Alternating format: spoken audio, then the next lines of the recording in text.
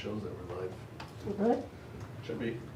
All right, then, I will call the meeting to order at 6:36 PM. Roll call, Katie, Here. Roxanne, Here. Bob, Here. Patty Jo, Here. Catherine. I have not heard anything from her, but I don't see her. Should be the link.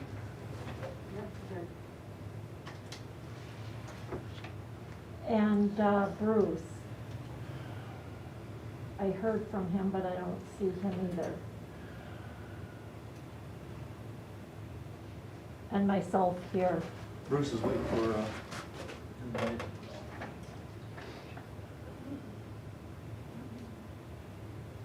And Catherine also.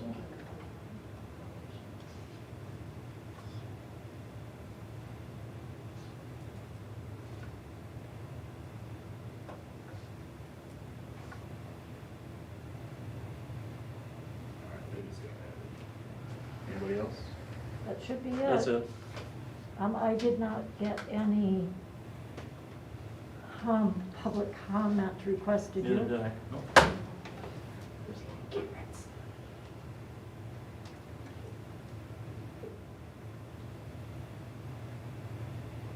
So are Bruce and Catherine here?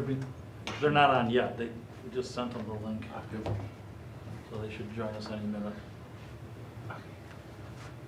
They both texted asking where it was, so. Okay.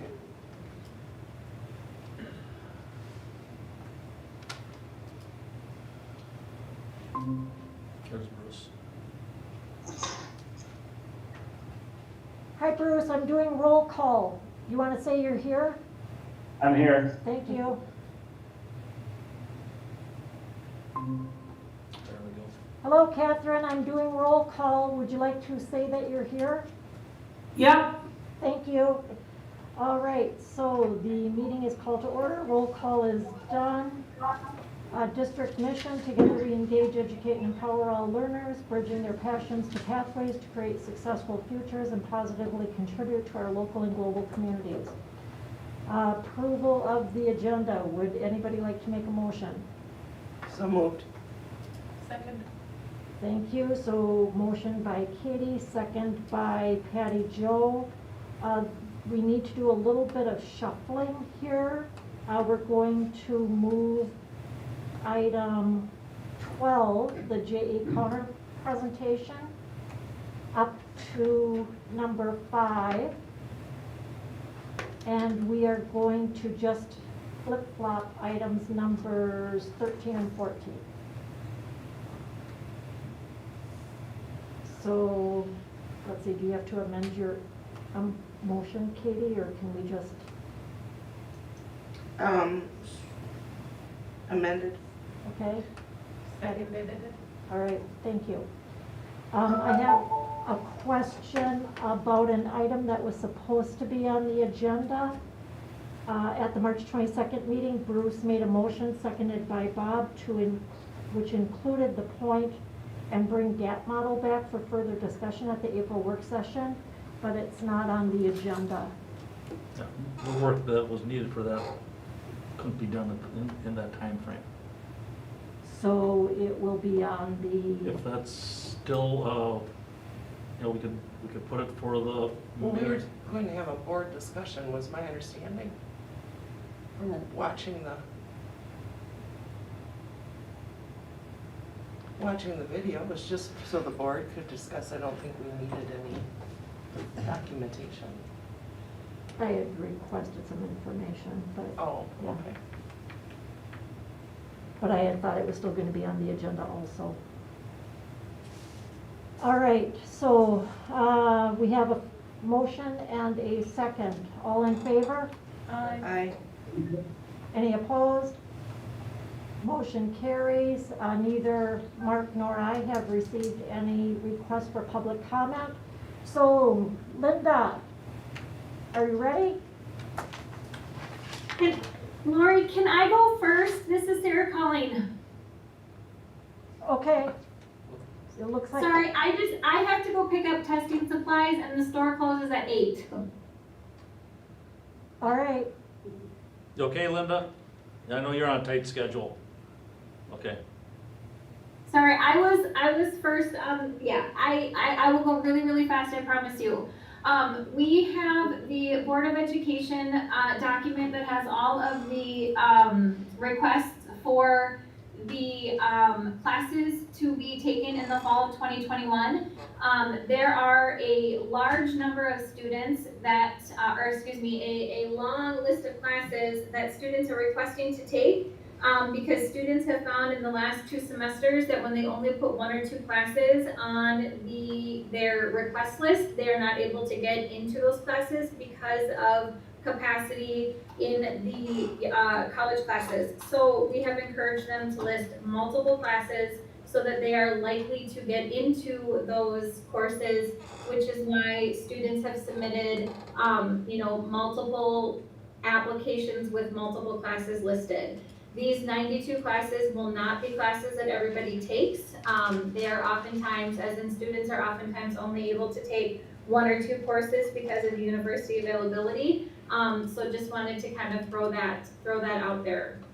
Students on row numbers 93 and 94 are requesting to take Calculus 2 and Calculus 1 as they are current juniors that are in AP Calc and they have kind of exceeded all of their math classes for Somerset High School. And so these students are hoping to move on and take college level math, and we are asking that we please approve those for these students as they do not have any other math option here at the high school. And just one more thing before I open up for questions. I know every year when we have talked about speech and interpersonal communication, we get asked a lot about the numbers of students that are requesting to take those courses. And one thing I just, kind of want to share in terms of some vetting that I have done.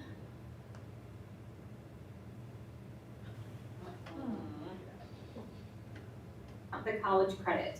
If they were to have the opportunity to take the class here as an English elective, they would not take it. Their only reason for requesting those courses is because they get the college credit, and it is a universal course that the majority of 2-year and 4-year schools will require all students to take as part of their general courses.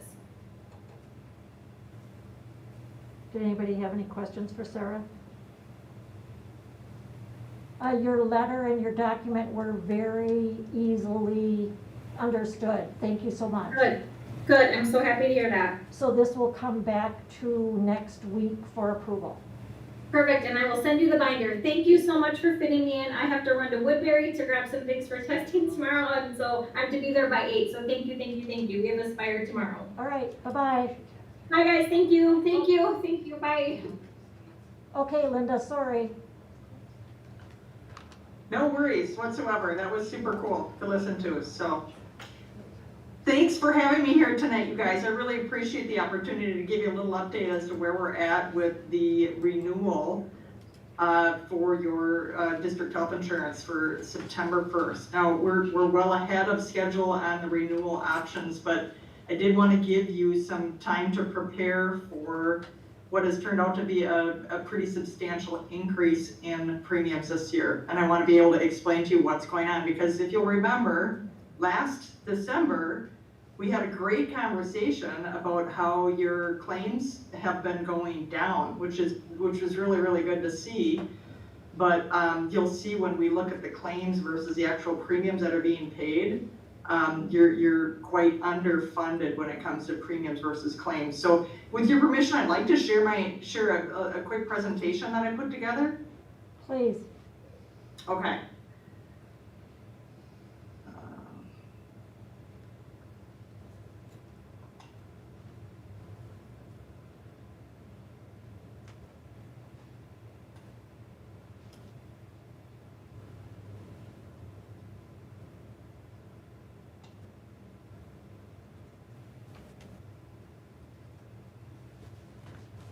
Do we all have it up on our? All right, can you see the presentation, you guys?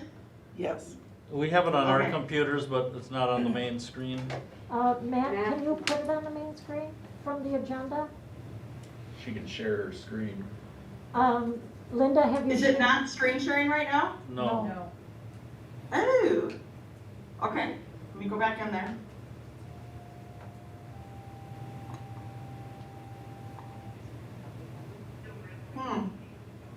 It's not letting me share my screen, that's strange. Does she need permission, Matt? How's that? There you go, here we go. Woohoo! Yes, yep, there you go. Thank you. Oh, you're welcome. Sorry, that was strange. All right, so let me take you just a little bit about what's happening on the health plan. You've got two different health plans that you offer your employees at Somerset School District. You've got full year staff and then school year staff. Your full year staff have a plan that has a $4,000 deductible for single and $8,000 for family. The district, though, helps fund that deductible for the employees through two different contribution strategies. One is an HRA, or health reimbursement account. The second one is a health savings account, or HSA. So in the end, the employee's net exposure for full year staff is $1,800 for single coverage and $3,600 for family. Right now, the premium contribution that the district is paying for full year staff is 90%.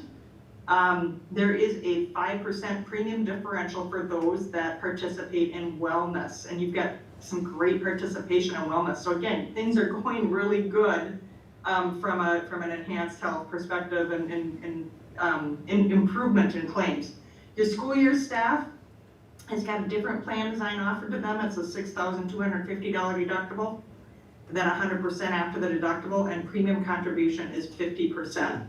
So when we look at your medical claims loss ratio, I'm gonna show you a couple years history on this. Is this big enough, you guys? Can you see it? If you can make it bigger, that'd help. How's that? There you go. All right. So what you're looking at here is from February of 2020 through January of 2021. This is showing the number of members that were insured under your health plan with Health Partners. This is showing the monthly premium that was paid by the district. So in this 12-month period of time, $1.7 million was paid in premium to Health Partners for the coverage. When we look at those monthly premiums going to Health Partners versus the claims, you'll see in many months the claims are significantly higher than the premiums. And when we add the claims total to over that same period of time, you had about $2 million in claims and about $1.7 million in premiums. So you're running at about 114% loss ratio. So while we're seeing your per member, the last time we celebrated the fact that your per member per month spend is going down. So right now, your per member per month spend is averaging at about $418. But you can see your premium is still down at $366 per member per month. So that loss ratio is what's driving this increase. If we look back from February of 19 to January of 20, same story here, right? Your premium paid in was about 1.7 million, claims out was 2.3 million. So you're better, at a per member per month. Your per member per month went from an average of 505 to 418. So again, that's what we were celebrating. Things were looking better. But when we look at your history and where we've come from a loss ratio perspective, 2018, when we talk about loss ratio, that's for every dollar you paid in premium, Health Partners paid out $1.21. So that's what 121% loss ratio means. So you can see you've had over 100% loss ratio for the last 4 years. But yet we've been able to, we've seen some crazy swings in the premiums, and some of this has been driven by negotiated rate guarantees, and some of this has been driven by what we've been able to do when we shop the market. So I'm going to stop there real quickly before I move on to the next slide. Does anybody have any questions? I don't think so, Linda, thank you. Okay. So here's where we're at. When we look at your renewal and RFP, what we've done so far, Your original Health Partners renewal came in at 29%. We did go to market. We looked at several carriers, several fully insured carriers, and the carriers that came in, all came in, between 23 and 25% over what you're paying currently. So, Health Partners, through competitive pressure, was able to reduce that increase from 29% down to 22%. So we were able to negotiate some savings with that regard, but it's still an ugly number. I mean, there's just no point, there's no getting around at 22% as an ugly number. But as you can see, relative to the claims versus the premiums, you were underpriced, and the market is proving this. If the market all came back with rates that were under what your renewal was, or under current, significantly under your renewal, or under current, or even in the single digits, we would know that Health Partners was not being fair on this renewal. But looking at what we've seen in history with claims versus premiums, this 22% is what Health Partners needs, and it's proven through the market, the shopping of the market. We had one carrier that came in at about a little over 13% over your current rates, so that would have provided some savings for the district. But Health Traditions is an HMO contract, meaning there's no coverage out of network. And when we did a member disruption report to look at where your employees and their dependents are utilizing care, there were about 131 members that would be impacted by making this change, which we felt was a significant number of members relative to the total number of members in the group. So we just couldn't feel good about recommending that option. Any questions before I move on to some potential solutions?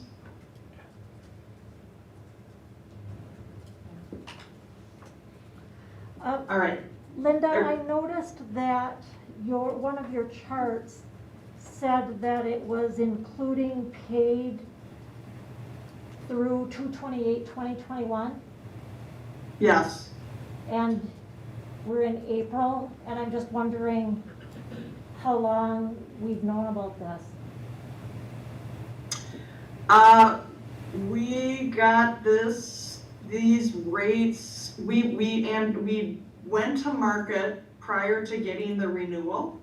And so we've had this renewal for probably, I'm thinking a couple of weeks. Okay, thank you. You're welcome. So let's talk about some of the things that we're talking about for solutions for the district. Just working with the team, just looking at what we might be able to do to bring this increase down, and just looking at different solutions-driven approach to this higher increase. One of the things that we've talked about doing is possibly narrowing the network. Health Partners does have an option where you can narrow your network to exclude mail. That would bring your rates down a couple percent or so. So that's an option. There would, of course, be a member impact with that as well. So we're studying that to see what that looks like. We're also looking at the possibility of changing the deductible for full year support staff to a higher dollar amount, and perhaps maybe self-funding part of that or all of that differential with your HRA, or the self-funded portion of the health plan that you sponsor. We're also looking at a contribution strategy, a different type of contribution strategy to the premium, what the employees pay in premium on both the full year support staff and the school year staff. And then the final thing that we're studying right now is just weighing the premium contribution to the support staff plan against any potential ACA penalty that we may have relative to premium contributions in the health plan, and making it affordable for folks. So that's what we're working on right now. We don't have a recommendation at this point. We just wanted to update you and let you know what was happening. So Linda, when you talk about the ACA penalty, is that, what's that based off of? So there's two different penalties that an employer can be subject to as relative to the Affordable Care Act. The first one is if an employer doesn't offer coverage to at least 95% of their employees, there's that we call that penalty A. That's the really big penalty that we want to always avoid. So we always want to, there needs to at least be an offer for coverage to your employees that are working 30 or more hours a week. So we have the full year staff and the school year staff that are both offered a plan. The second penalty that we weigh every year is the penalty for offering affordable coverage. There are rules. Penalty B has to do with the rules associated with offering a health plan that is affordable to employees, and affordable is, measured differently by different people, right? But this year, affordability is based on, I believe it's I don't count on, and don't mark my words on this, but I think it's like 9.83% of your income. So we've got a calculator that we're working on building out that helps analyze the contribution strategy to that support staff plan to make sure that it's affordable. Or if it's not affordable, look at what the penalty may be assessed if people do go to the exchange and purchase coverage when it's not affordable. Yeah, I That don't answer know your how, question? I just don't know how that's affordable. I was just making sure it wasn't Cadillac tax that they used to always talk about. Oh, yeah. No, This is not not Cadillac. Cadillac if you're a support staff. yeah. Yeah, so we're weighing, so sometimes it's, to your employees' advantage to offer a plan but not make it affordable because they may be able to get a plan through the marketplace with significant subsidies. So you're cursed either way, right? Either you offer a plan that's affordable but people really can't afford it, or you offer a plan that's not affordable and then they have the opportunity to be able to go to the marketplace and get a plan with subsidies. So that's what we're weighing out right now before this renewal. I have a question, Linda. Linda, can you hear Roxanne? Yeah, Okay, Linda, does the current Health Partners plan include any kind of telehealth or virtual care? it does, Okay. yes, absolutely.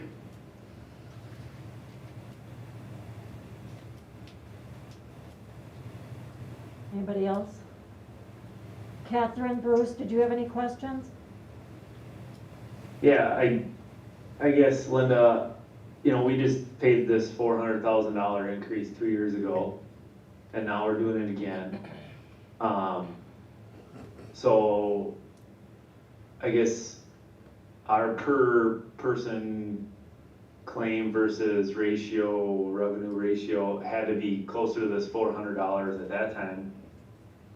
And now, but they only put us at this 366. So I'm just wondering how these numbers get kind of figured. I mean, because we're gonna go 2 years and we're gonna have to do this again. I mean, I just don't know how we keep planning for this. Yeah.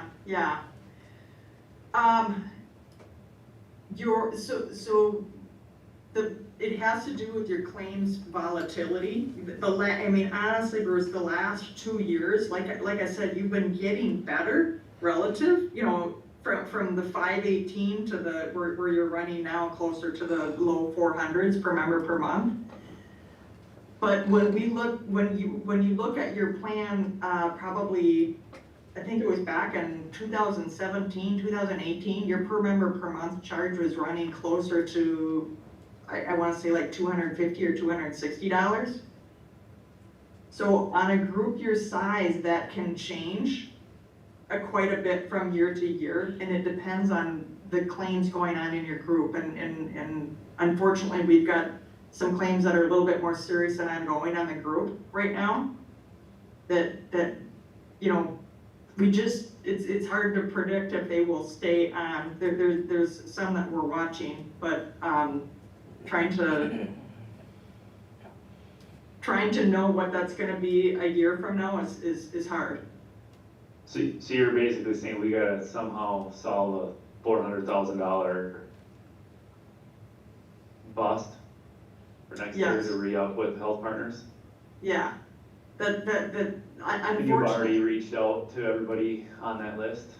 yes. This is still the best option we have available, other than health traditions? Yeah, one of the things that we're looking at, Bruce, is looking at increasing that deductible. And what that would do is it would decrease the fixed costs associated with the plan. And then we're looking at what would it, weighing out the risk of the district taking some of those savings and helping people with the difference in the deductible between the 4,000 and the 6,000, just like what we're doing on the HRA currently. So I'm guessing you're coming back to us with some options? Yes, absolutely. May, or is that the plan? Yes. Okay. With this type of plan, Linda, can you buy reinsurance for high claims to take some of that pressure off? Yes. Yep, so that's actually built into your plan right now. It's called pooling charges. So when you're self-funded, you have what's called reinsurance or stop loss coverage. When you're fully insured like you are right now, you have what's called a pooling charge. So built into your plan, there's a pooling charge so that your higher cost claims are pulled out. But overall, your plan spending, even taking those pooling charges, those high cost claims out, overall your plan spending is higher than what you paid in premium.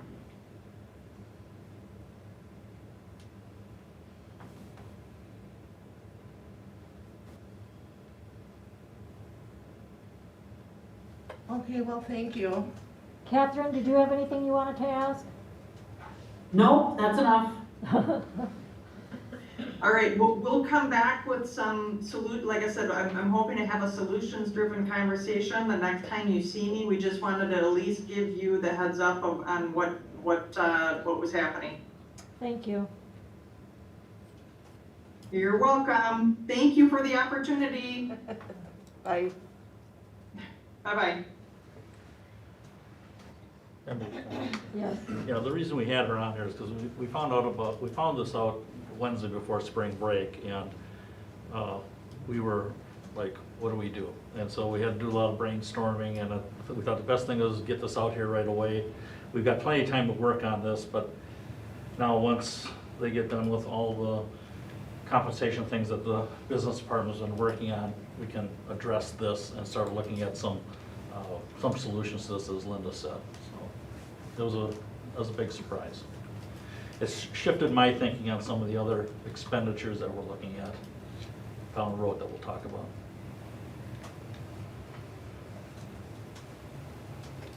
All right then, item number 6, the high school equity survey. Ms. Donnelly. Maybe you could just pull it up for me. Oh, please.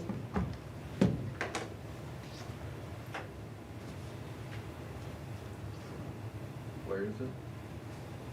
I think it's on the agenda.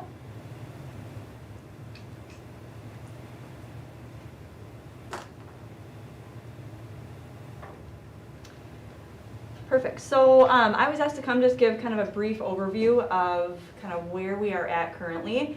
If you remember, I was here in the fall, gave some information regarding our equity and belonging survey that we gave our high school students, and just want to kind of bring you up to speed regarding some things that we've kind of done since then after looking at that data, kind of figuring out how do we respond to that and continue to move forward.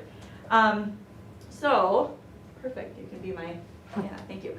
So just as a quick reminder, in October of this year, we gave our students a survey, really kind of trying to get some info on kind of student voice regarding equity and belonging in the building. We had 333 students respond. I'm not going to go back into the original survey, but if interested, that is linked there as well. And really what we've done since then within PLCs and across the building is trying to do some deeper analysis, really looking into percentages, looking into individual student answers, and really trying to dig a little bit deeper into what our data is telling us, and then again, how do we respond? So kind of the two biggest bullet points that I pulled out of that is, as I mentioned, really digging down to student level at every question that we asked in that survey, and really trying to kind of find out, again, student voice and their experience regarding all of the topics that were addressed in that survey. So really kind of we start looking 50,000 foot, right? What do our big numbers tell us? And then how do we start funneling down into all the way down to individual student level? As I mentioned, discussions happening regarding this information, regarding individual students within our PLCs, within our classrooms, to really start having some deeper conversations of how do we potentially talk about change, what needs to change in the building to help address what students are telling us. So what I did is, these next couple slides, I'm not going to go through everyone individually, obviously you have them in front of you as well, but you can go to the next one, perfect. So I pulled out the questions from the survey that specifically had to do with equity. So if you remember, it was kind of twofold, equity questions along with students and kind of how they feel they belong in the building, which are really kind of two things that marry together, but for our purposes, I pulled out just the questions that have to do with equity. And I put on the top of each of the slides what the original question was, gave you the percentage of students that responded, how many students either disagreed or strongly disagreed with the statement, and then I went a little bit further down into the data to give you another percentage of those total students, how many of those students would be considered a part of an underrepresented group. I wanted to be a little bit careful so I wouldn't unintentionally identify any students, obviously, in the survey. But we felt between Mark and I having some conversation about this might be helpful not only for you as a board, the community, as well as our staff as well. Just really, again, trying to figure out, looking at those percentage a little bit closer to help us make some decisions regarding action. So with that said, I'm actually going to jump to slide 13 and 14, which is where we talked about some action steps. So what has really kind of occurred since we gave this survey back in October? So a couple things. So having some really good discussions within our PLCs regarding the structure of classroom discussions that are happening, specifically around the topics of race, gender, sexuality, culture, and ethnicity. So really wanting teachers to start looking at what is the frequency of which those conversations happen, right? Whose voice are we hearing in those conversations? Is it the teacher standing up and talking, or we're really kind of digging deep into having students be a part of those conversations, and how deep are those conversations going, right? We know that we can't survey our way into educational equity, so it's really about once we get this data, right, now we need to have some discussions about what we do with it. Number two, having some deeper analysis and really looking at our AP classes, honors classes, CIS classes, and those students that are applying for early college credit and start college now, and who are those students that are involved in those classes, and is there a proportional representation around all groups? So for example, I just had a teacher say to me last week, I've been looking at my course roster that I currently have for one of my CIS classes, and I don't have a single student on my roster that's supported by an IEP, right? So that really caused us, right, to have some good conversations of why is that? What are some unintentional messages that we might be giving students supported by an IEP as a staff to indicate maybe that's not the right class for you, right? So again, trying to dig a little bit deeper into what our data is telling us. As I mentioned, so analysis of opportunities within the classroom regarding projects, assignments, writing prompts for students to be able to authentically express their thoughts and feelings and opinions, again, around the topics of race, gender, sexuality, culture, and ethnicity. What opportunities do we currently have for this to exist for our students right now? What are the gaps? What are the misses? Because this was something that came out in our survey, that we have students in the building that feel like they don't have the opportunity to do these things. So how can we address it, and what are we going to do about it? Kind of the last slide here, so two more things. So as I mentioned, as we start digging deeper into, which we've already done, into individual answers within that survey, sitting down and having individual conversations with students that feel like, for whatever reason, our high school is not a place where they can express their voice around those specific topics. So why not? What are some experiences that our students have had that's preventing them from doing that? And again, how can we fix that going forward? And our last thing is, so for next school year, developing a focus group of students who've expressed through the survey that they have an interest in being a really strong voice around these issues of race, gender, sexuality, culture, and ethnicity in our school. So if you maybe remember from when I presented the data the first time, we had a very large group of students that said, hey, yep, we want to be part of the solution. This year it's been a little bit difficult with all the other COVID things going on to get this started. So we're having our kind of eyes set on at the beginning of next school year, possibly even this summer, being able to bring some students together and get that group started to have some good conversations in our building to get some action started that way. So as I said, you know, the survey is certainly one piece of the work that we're doing in the building. You know, these are conversations that we are trying to obviously have become just a part of how we do business, right? And topics that we're still navigating even yet today. I had Mark come down to the building because we were working through a situation directly related to all of these things. So a lot more work needs to be done. I'm proud of the conversations our teachers and our staff are engaging in, as well as our students, because these are hard conversations. So a lot more to go. I look forward to continue to giving you some updates along the way, but as I said, kind of a Cliff Notes version of where we are since October. Anybody have any questions or comments for Shannon? Bruce or Catherine, anything? I do. Yep, I do. First of all, I want to thank you for the action steps, because I love how you said we can't survey our way into being an inclusive environment. So having those action steps, I think, is really important. And to bring it down into the classroom, I love that idea, and to be intentional about the conversations and the focus groups. So, and I, of course, being the restorative leader, I'm thinking that there might be some crossovers between some of those focus groups and some circles. So hopefully we can get that going. Okay, thanks. Perfect. Shannon, I was wondering what percent of the underrepresented group was, I think you had 9 questions there in the slideshow, and 8 of them, the kids, the answer that you were focusing on was disagree or strongly disagree? Yep. So do you have an idea what the percent is of the underrepresented group who were indicating that they disagreed or strongly disagreed? So, sorry, can you pull that back on, Matt? Right. Perfect.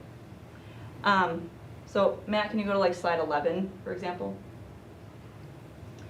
Yep, so I bring this one up because this is one that has caused some attention to us in terms of the percentages and the numbers, right?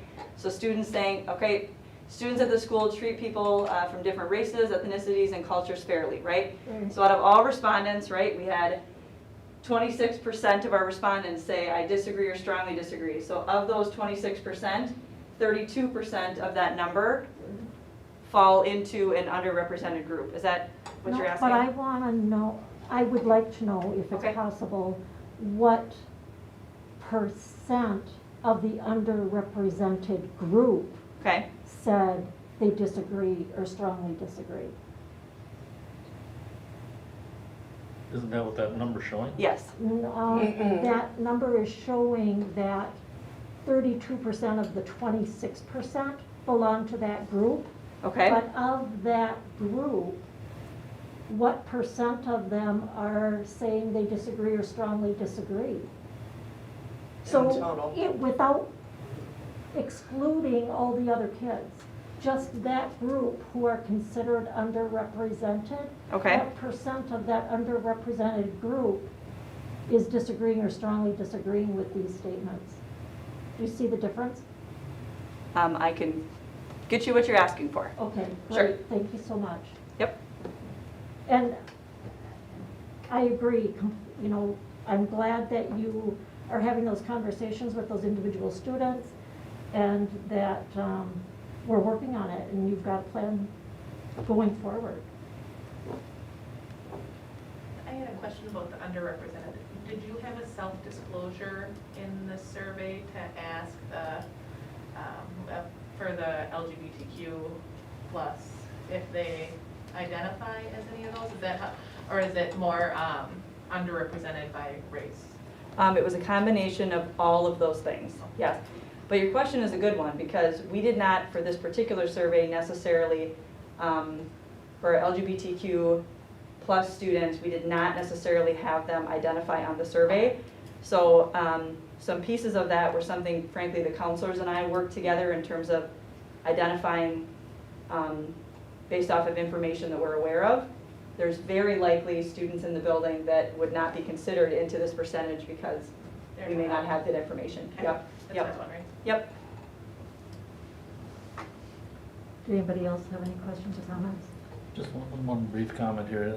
You know, Shannon mentioned the situation that happened today, and it, you know, after we got done, it hit me really, really hard what happened.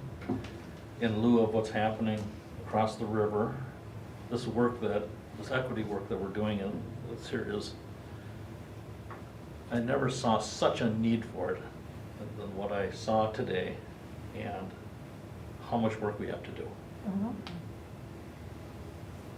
It's brought tears in my eyes. Yep. Yep. Agreed.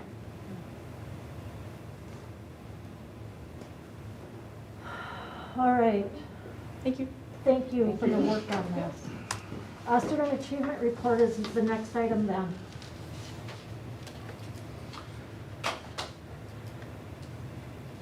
As I mentioned in the weekend update, this will be a very good presentation. I hope people will access and watch this, you know, in the next few days or what have you, to really lay out what our philosophy and what we've been experiencing through this year. Oh, come on? Yeah. You good? Alrighty. So I know it says 5 minutes on the agenda. Kick back. It's gonna be a little longer. Should have said 15 minutes. Yeah, it's going to be a little longer because part of what you're going to see in here is we've embedded a video that prior to even being asked about student achievement, we had talked about showing to the board and showing to our community as well, because it is something that surfaced a little while ago, and we thought it was perfect for us all to stop and pause and think about. This is a tough year. We are face to face, and some days feel pretty, I'm not even gonna say normal. That is not a statement that we can even use anymore. There's nothing normal about this year, even though our doors are open. You can talk to any one of our principals, you can see it on our students' eyes. I mean, it's not normal. Things that are happening on our campus are things that have never happened, we've never seen, and I've been in the business a lot of years. A lot of years. We've been in the business a lot of years. Maybe it doesn't as you. Yeah, it's true, it's true. I just use hair color. But, so we have a video from one of the gurus that was going to be shown to you prior to this presentation being asked about. There are many gurus that we study. Folks around assessment, folks around instruction, folks around what matters, how we can impact student achievement. This just happens to be Tom Schimmer. Tom Schimmer is an assessment guru. He talks about the best of the best. How do we measure what we're doing and make an impact? How do we take everyday stuff, turn it around, and use it to make good decisions for kids? He is one of the guys that we look to, along with Cassandra Erkins from across the river, along with Tom Gusky, and we study his stuff. And this surfaced, and a lot of the schools across the nation, across Wisconsin, and across the middle border have seen this video and have shown it to their school boards. And we said, hey, we should show this to ours because it really is something to think about. So we'd like to start with just this. Seriously? If I hear one more person talk about the loss or the COVID slide, the only question will be how massive my eye roll is and how loud my pushback. You want to talk about tone deaf? Is it really that hard to remember that right now students and teachers are surviving the worst pandemic in over a century? Now listen, I'm not talking about the truly essential skills, you know, basic literacy skills, numeracy skills, but after that, what are we really talking about here? This whole learning loss is an illusion for 3 reasons. First, the overwhelming message that I've heard throughout the pandemic is how one of the silver linings of COVID is it's forced us to prioritize and decide what truly matters, both in terms of learning and assessment evidence, that these conversations were long overdue. So how can we say that, but then think to ourselves, well, when we get back to normal, we have to get them caught up? Those 2 thoughts are incongruent. Now, either you believe that the standards, outcomes, and goals were all essential, or you believe that we can get an adequate sampling of deep learning without students covering every single standard or every single unit. Now, if you're going to pick a standard and say to me, well, what about this, Tom? Well, look, then you're just being contrarian and argumentative, because obviously there are things that matter, truly. But the vast majority of teachers I've interacted with have been able to create deep, rich, engaging learning opportunities for students, especially now that we're more than 10 months in. Second, isn't this pandemic stressful enough for students and teachers without having to deal with the whole, oh, by the way, once we're back to normal, you need to make up the last 1 to 2 years of learning loss. These are not widgets. And putting in a little extra overtime is not the answer. If I have any influence over principals, district level leaders, or those working in departments of education or ministries of education, immediately please stop talking about getting caught up, unless we're talking about extraordinary situations for individuals or acute circumstances. Now look, I have talked to many teachers who have told me that they have a few students who've just fallen off the radar, and that despite the collective efforts of everyone in the school, they haven't really been heard from. It's incredibly heartbreaking. And yes, if they're in high school, we may have to help them get caught up to accrue credit toward graduation, or if it's a situation where some fundamental skills are missing, we may have to help them. But there's a reason we call them exceptions to the rule. When people try to argue the exceptions as the norm, then again, you're just being argumentative and contrarian. By constantly talking about these gaps to the masses, all you're going to do is raise anxiety and make it less likely that students and teachers can focus on what truly matters right now. If you have one eye constantly on this notion of getting caught up, you can never be fully immersed in now, both in terms of emotionally supporting your students, but also helping them learn. Even those in face-to-face situations know this is not the same. And third, and maybe most importantly, the falling behind narrative for the most part is completely manufactured. Falling behind whom? Last year's students? Did it ever occur to us that maybe last year's students, or more importantly, the previous years, because of course last year we were dealing with COVID, did it ever occur to us that they did too much? That maybe some of the assessment evidence and some of the learning was redundant? That we didn't need to do as much as we did, and we could have gone deeper, or we didn't need to do it at the pace we did? Are we comparing them to this year's students? Again, this is a global pandemic. Where's this mythological school where everyone is on track? The last time I checked, the standards weren't this third tablet brought down by Moses from Mount Sinai. There will only be gaps if you compare students to previous years and previous norms. And those previous norms bring a whole host of other questions about equity and privilege and Eurocentricity and all the other things we've been talking about. Nothing, I mean nothing is going to suck the joy out of learning more than a post-COVID pre-assessment inventory where we identify all the ways in which students are less than when compared to students from previous years. And listen, I'm an assessment guy, and even that bores me to tears. They're falling behind this completely invented scope and sequence that adults created prior to the pandemic.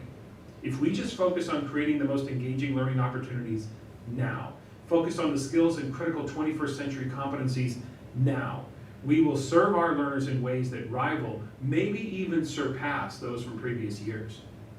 You know, not completing a favorite unit or topic is not really falling behind. You want to talk about a self-fulfilling prophecy? Just have all the adults sit around telling each other that students are falling behind. Well, guess what you're going to see? Students falling behind. Honestly, it has to stop. And yes, as I said, there are exceptions to the rule. But for the most part, this is an arbitrary comparison based on a manufactured norm of coverage that was agreed upon prior to the pandemic world. A return to normal does not mean we have to go back to everything we once thought of as normal. Either we find the silver lining to rethink that which is truly essential, or we miss this moment and go back to sacred routines we all believed were sacred, only because we kept telling each other they were so.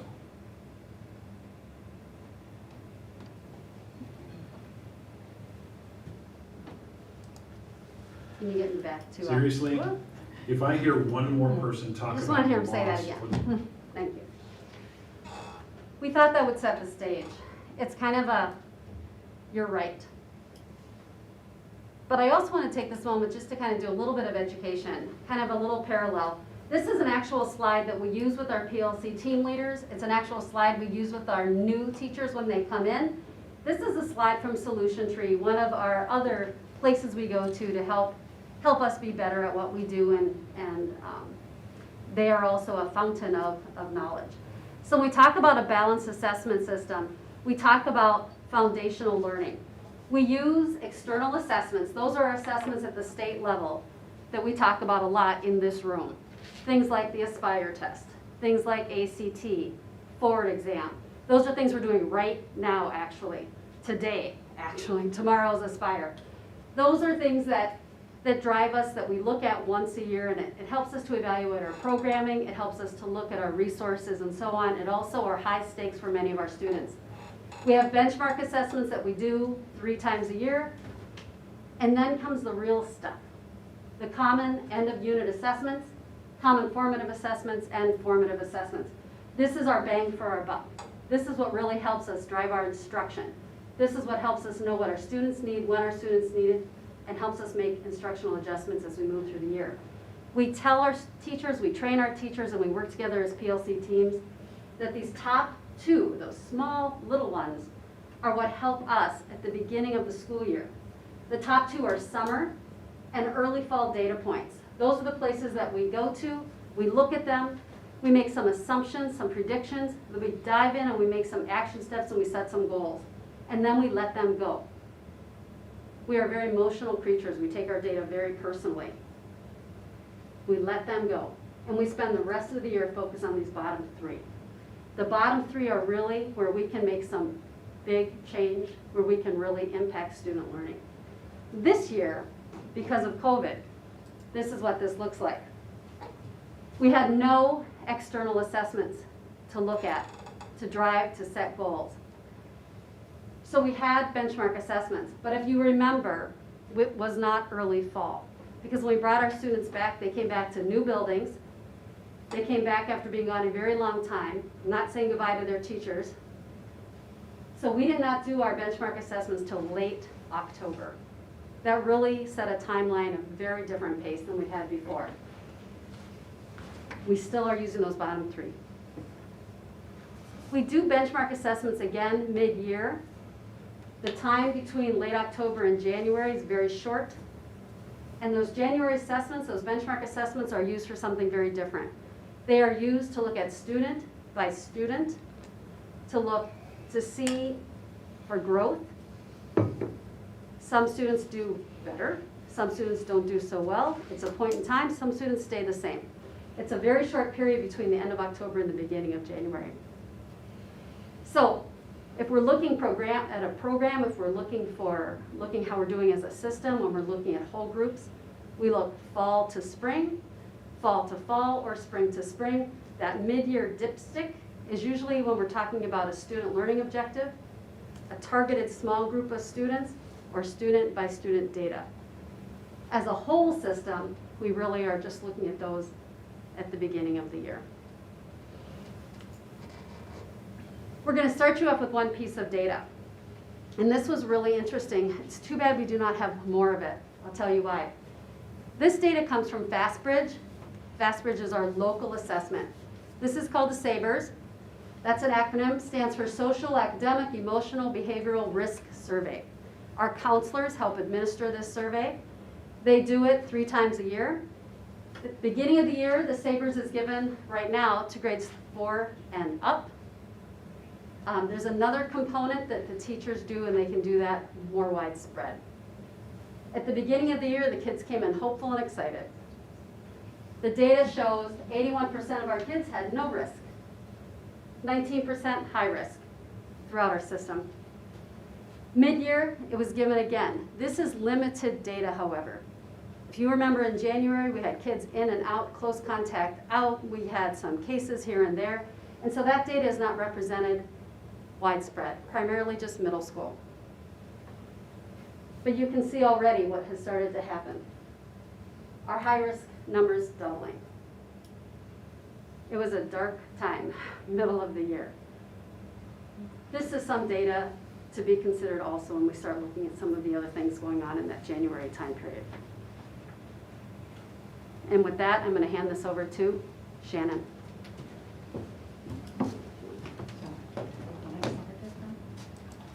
Perfect. Okay. Okay, so I've listed for you kind of the laundry list of assessments that we have taken so far in the building. A combination of local assessments, local screeners, certainly not including what we do down to the classroom level of formative and summative assessments, but looking at our screeners locally and then our state assessments as well. So starting tomorrow and the following day, we will be on the tail end of our state assessments because we'll be taking the Aspire. We've already taken the ACT, we've already taken the Wisconsin Forward. So the high school is on the tail end where the other buildings are just beginning. So what I did on the other side of the chart here is list for you what assessments we still have remaining yet this year. Again, looking at some local assessment data, for some high areas here. Our AP assessments will be coming up, and we do weeks of AP testing toward the end of the school year. We will give our Sabres screener again toward the end of the year. But I wanted to give you just kind of an overview of when it comes to trying to monitor student achievement, especially this year, this is really kind of our bag of tricks and what we're looking at the high school. So as I've done, quite a bit of analysis at this point in terms of what does our student achievement data picture look like at this point, right? Up until about a week ago, really I was just able to focus on, again, our local screeners, looking at what we've done, AMath, things we've done in ELA, etc. I did just get back our ACT data last week. I'm still missing a few scores for students that tested with accommodations, so we'll start analyzing some of that data. But it really probably shouldn't be a huge surprise that at this point our achievement data is certainly lower than what I would consider in a quote-unquote normal year. Definitely some areas of celebration as we move through the school year, but we are really looking at the data from this year as kind of a new baseline, right? Knowing that last year certainly bumps in the road when we shut down. I'm going to use our AP assessments as an example. Many of our AP teachers are a little bit anxious for the upcoming AP assessments because at the end of last year when we shut down, there were some courses that weren't able to be finished completely that helped set the stage for kids coming into potentially an AP class this year, and they're concerned about not being able to get through all of the content to be able to prepare kids probably like we normally would for the upcoming AP assessment. So really my message to them has been we're going to do the very best we can. We're going to set kids up in a position to do the best they can, and where it kind of ends up after that, we'll navigate that. When we look at assessment at the high school in particular, and again, student achievement data, certainly you can't have this conversation, in my opinion, without talking about what have been some mitigating factors this year that potentially could impact student achievement. So at the high school in particular, we have had daily conversations regarding the fact that, we certainly could not be prouder that our doors have been open every single day. We know that many districts around us cannot say that, and the effort that I have watched teachers go through every day, mod after mod after mod, is truly nothing short of unbelievable. But much of our focus on any given day has been how do we keep students and staff healthy? How do we keep students and staff safe? That's kind of when we morphed into designing Learn Anywhere. And I want to be really clear because I've heard a little bit of narrative of, well, because our schools have been open every single day, our student achievement data should be, blowing people out of the water in terms of area schools around us. And what I've tried to kind of really get people to understand that, for example, at the high school with Learn Anywhere, that was really born out of needing to find something to help keep students and staff healthy and safe. Learn Anywhere was never designed because any of us felt like it was this amazingly sound instructional practice, right? It has been a nice benefit. There have been certainly some pros and cons, but due to the fact that our doors have been open every day, I just want to be really careful and frankly fairly public about the fact that we are not absent still of having kind of the same ups and downs of kids being out for weeks at a time, kids missing up to 2 or 3 months of school due to being close contacted 4, 5, 6 times, even though we've had the benefit of being able to have kids tune into class on Google Meet and those kinds of things. As I'm watching teachers on a day-to-day basis, what it takes to set up and start a class with kids sitting in front of you, trying to figure out who is joining me via Learn Anywhere, who is on my quarantine list that may or may not be able to join me on Google Meet. That process takes, I've seen some teachers, it takes up to 15 minutes just to get organized to be able to start a class, right? All of those things will have an impact eventually on where we are currently with our student achievement. A couple other things I just wanted to mention with the high school in particular. We've had an increase in habitual truancy this year. Our numbers over the course of time have been dropping and dropping and dropping. This year they're almost double what they have been in the last few years. You heard the gentleman talk about on the video of kids just kind of disappearing. Certainly that has been true at times.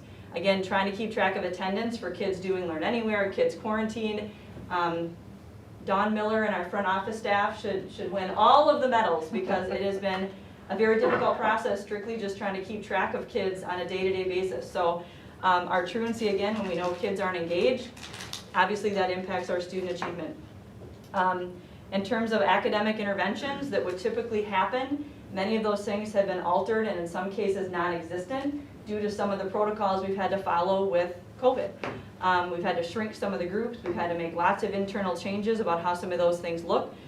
So our typical way that we would execute interventions just has not looked the same, and certainly I also believe that has impacted student achievement on some level. As academic interventions have potentially decreased a bit, our mental health interventions are also through the roof. I could use probably 3 more full-time counselors right now trying to help kids and families navigate through all of the other pieces of COVID way outside of our student achievement. So the last couple things here, then I'll wrap up my piece.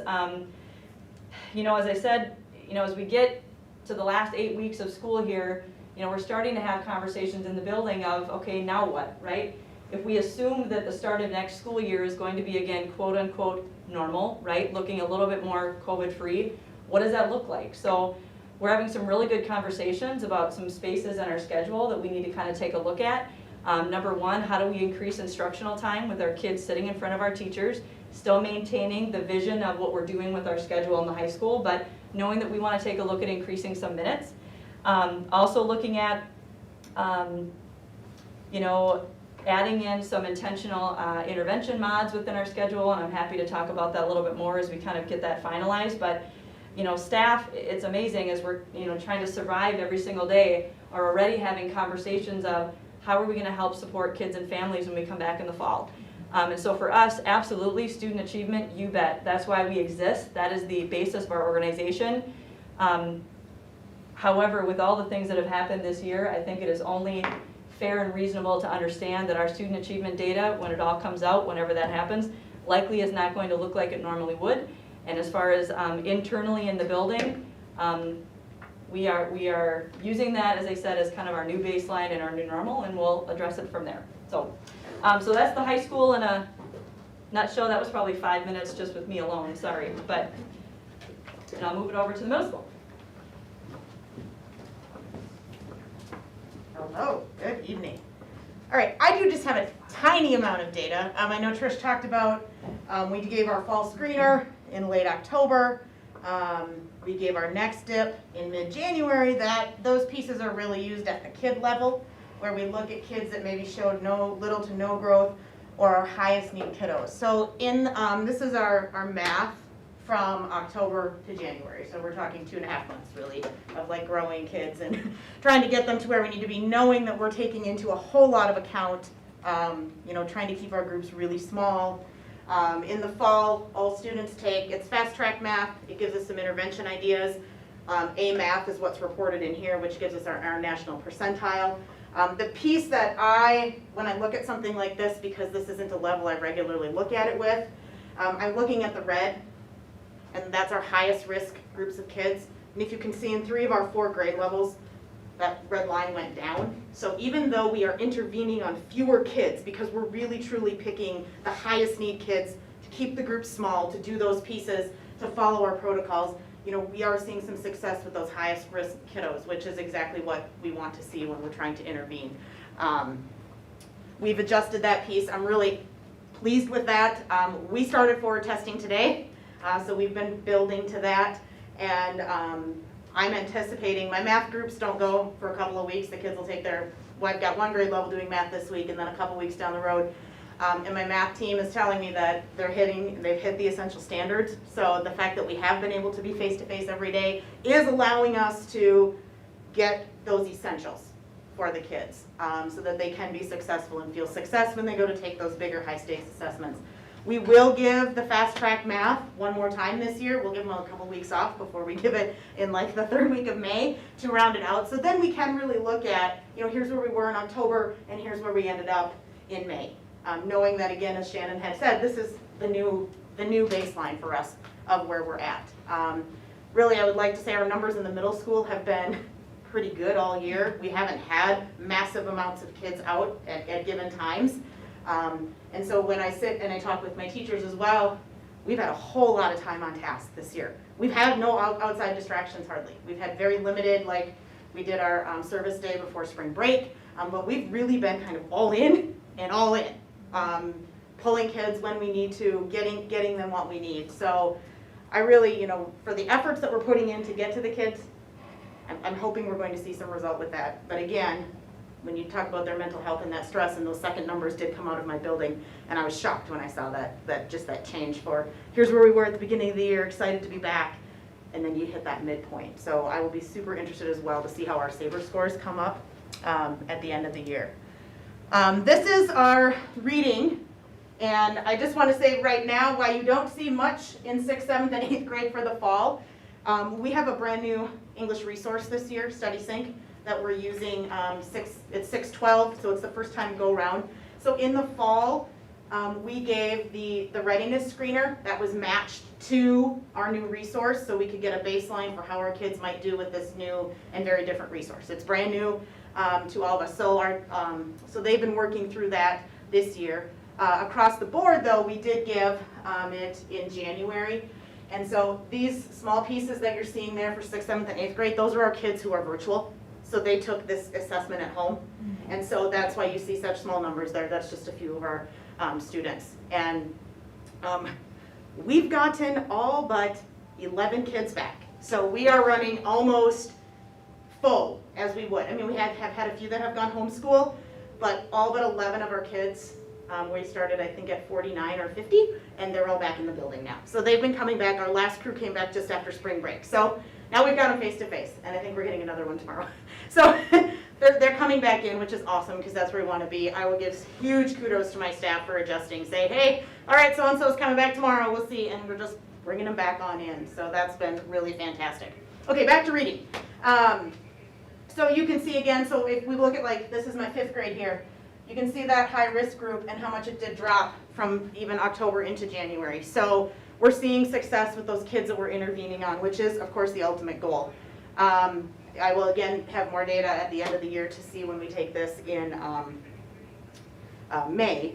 But with our first year through StudySync, the rigor level went from what we thought was pretty rigorous to whoop, much higher.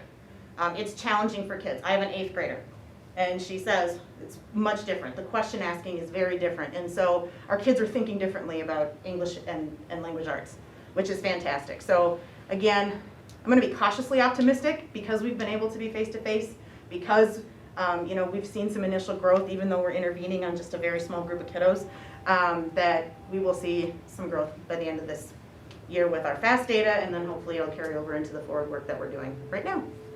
So that's what I got. Pam, you're up. Last but not least. So good evening, everyone. So we have a school-wide assessment team, or SWAT team, at the elementary school, and we support classroom teachers in doing the assessments. I'm not going to read you as I'm listening to my colleagues. We do a lot of assessments. 3 times a year we do these universal screenings on our elementary age children. The view I gave you is a little bit different than what Sarah showed. What you're seeing there in the green and the red are just kids who met benchmark, above or at benchmark, and kids that were below benchmark. So this view takes those fast bridge assessments. So early reading, early math assessments are face-to-face assessments. So the SWAT team goes in, sits with students, gives them the assessments. Same thing in 1st grade. They also do a Fontes and Pinnell BAS assessment, which gives their reading level. okay? Then second grade, we introduce some automaticity to it and some fluency work. And they also do the math automaticity again in third grade and fourth grade, and fourth grade and third grade do our forward exam. Fourth grade started their forward exam today, and as was said already, they do the SABRS assessment fall and spring. So when you look at this, we don't often look at this view, because this view just tells us who met. What we do is we take the strands that give us this, and we look and see, do students have a phonemic need? Do they have a fluency need? Do they have a broad reading need? And we take and create interventions based on those needs. Now, one thing of COVID is we are keeping kids in cohorts all day, so we've had to scale back even that. The interventions are happening in the classroom. Interventionists are working with kids in very, very small groups, but we're really trying to make sure we're hitting all those kids that are below in some way, shape, or form, and then they get progress monitored every 2 weeks. So we meet once a month with our data and make adjustments that way. So we have progress monitoring data. Yes? I'm sorry, Pam. Nope. So what are your color codes? So this is, the colors is red is does not meet benchmark or below Okay. benchmark, and green is meets benchmark or above benchmark. Thank you. So just cut and dry. Now why I wanted you to see it this way is that we have had, our data is trending down from October to January. And again, we look at it though in terms of that helps us make those intervention groups and focus on what kinds of things kids do need, okay? Our PST meetings, as I was saying, we look at our progress monitoring data and we make adjustments that way. If I have the ability to click here. There I go. So then, this is then math. In winter for first grade, this takes what's called a composite score. So it takes all the strands. Well, if you're missing a strand, you don't get a composite score. And in first grade, they don't teach place value, so they weren't able to get a winter screening score. But as you can see, for some grade levels, like second grade, they remain pretty steady. Third grade, pretty steady. Fourth grade, a bit of a dip. We don't know. I mean, I would love to say we've been face-to-face. We're so blessed to be face-to-face. We really think about the whole student, and we're not really certain what the next trend will be. We do know that our teachers have spent so much time focusing on our kids okay. Really that social emotional learning piece. We still have morning meetings in place every single day. Kids are interacting and knowing that they belong and that they're in safe spaces. As you know, we like to do all school meetings. We've not had any all school morning meetings together. We did a couple virtual ones. We did one where I was on a Google Meet and the whole school participated in a Google Meet. So we're trying to see what we can do to keep that feeling alive and keep that going. But we're so thankful that we've been face to face, but we're not sure what that impact of all of this is going to be on our students. As I said, we keep our kids in cohorts all day. Other things that seem kind of elementary-ish that you're going to think, oh, well, nobody's at a table anymore. Every student is sitting at a desk, even our kinders. And that's a huge impact on kindergarten kids that are used to tables and groups and partners and playing. So we've done a lot of rows, kids and desks, and it feels like, gosh, is school still school? Well, yes, it is. It's still that fun place. And so I kind of asked, I meet with grade level teams and I said, you guys, what are we feeling good about? Because I think we can look and go, okay, we don't know. Our kids started the forward exam. We feel really good about it. They took it seriously. It was great today, but we're not 100% sure till we get the data. So I said to my teams, can you at least tell me something? So I want to end by telling you what each grade level said. So kindergarten said, despite missing March through June last year, kindergartens came in and have made really nice gains, and they're excited to be at school. In first grade, in October, 37% of their first graders were at or above their reading benchmark level, so that BAS level. And by now, in March, or the end of March, 83% of kids were at their benchmark level. In second grade, they continue to build a classroom community where students feel safe, respected, and loved. Although this community looks different, the same feeling of belonging is here. In third grade, they said, we've had a really great resource because we're not letting kids leave their cohorts. So Kay Vader, our gifted and talented teacher, she comes in 1 day a week and she teaches a divergent thinking, problem-solving lesson to the whole class. So not just students identified as gifted and talented, the whole class is getting this lesson with her, and they are so excited. And just everybody is so excited about this. And in fourth grade, they said, we are so proud of how flexible, responsible, and resilient our students have been with all of the different scenarios they've been faced with this year. Having Chromebooks available more often this year has made a drastic difference in how fluent our students are using Google Classroom. And that's a huge thing. Our kids have computers. We don't have a computer lab anymore. All of our computers are on carts. Kids are accessing them that way, and they're accessing them more. So that's a good thing. So not everything isn't positive. It's kind of like Shannon was saying, like sifting. What's good we want to keep? What do we need to change? We're not going to go back to the way things were. What kinds of things can we take away from all of this? Questions that you have? Thank you so much for your report. And I just want to let you know that from teachers that I've been hearing from, they're excited. They think that their kids are going to do great. Yeah. Teachers have told me that they've gotten farther in their curriculum than they ever have before because there's no interruptions. Right. I have heard that, yep. So I'm excited to see what's going to happen here with these scores. And I know that a lot of the teachers are too. They're eager to see it. Bruce, did you want to say something? Catherine? No, I'm good. Quick comment. Some of the discussions we've been having, and you heard it here, was, next fall, schools will look the same, but schooling does not have to look the same. And that's the process we're going through right now is, what did we learn this last year? Right. What are the good takeaways? And as you heard, we started off with that presentation, again, it's a new benchmark. So how's it gonna look? And that's what we're working towards. I just want to say that I really appreciate that you guys all really focus on the whole student and the social emotional piece, emotional and mental piece, even as a parent, I've seen it. And I just want you to know how much I appreciate that.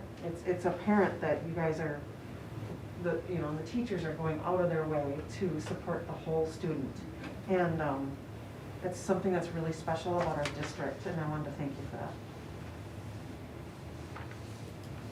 Teddy, Joe, or Bob, anything? I think the high school, I have a kindergartner, even high school students, the kindergartner, everything's butterflies and rainbows, but the high school students, we've had more response from teachers and from administration and everything on high school students, that once there's a challenge, I feel like now things are being addressed a lot sooner. It's attempted to, whether it's up to the student and the parents to get the stuff done. But I've had more communication with my children, and I've talked to other parents that feel the same way, that students really feel like they have to, things are being expected of them and they have to meet that, which I feel like without this it wouldn't have gotten that way, because they wouldn't have been put to task as they are now. And I can see the truancy thing, because at Learn Anywhere you can easily sleep through your classes. I get it. But they're held to task on that, and I feel like they weren't. I just feel like at that age group that it hasn't been for a while, but now they are, and I just props to the people that I'm working with in the high school.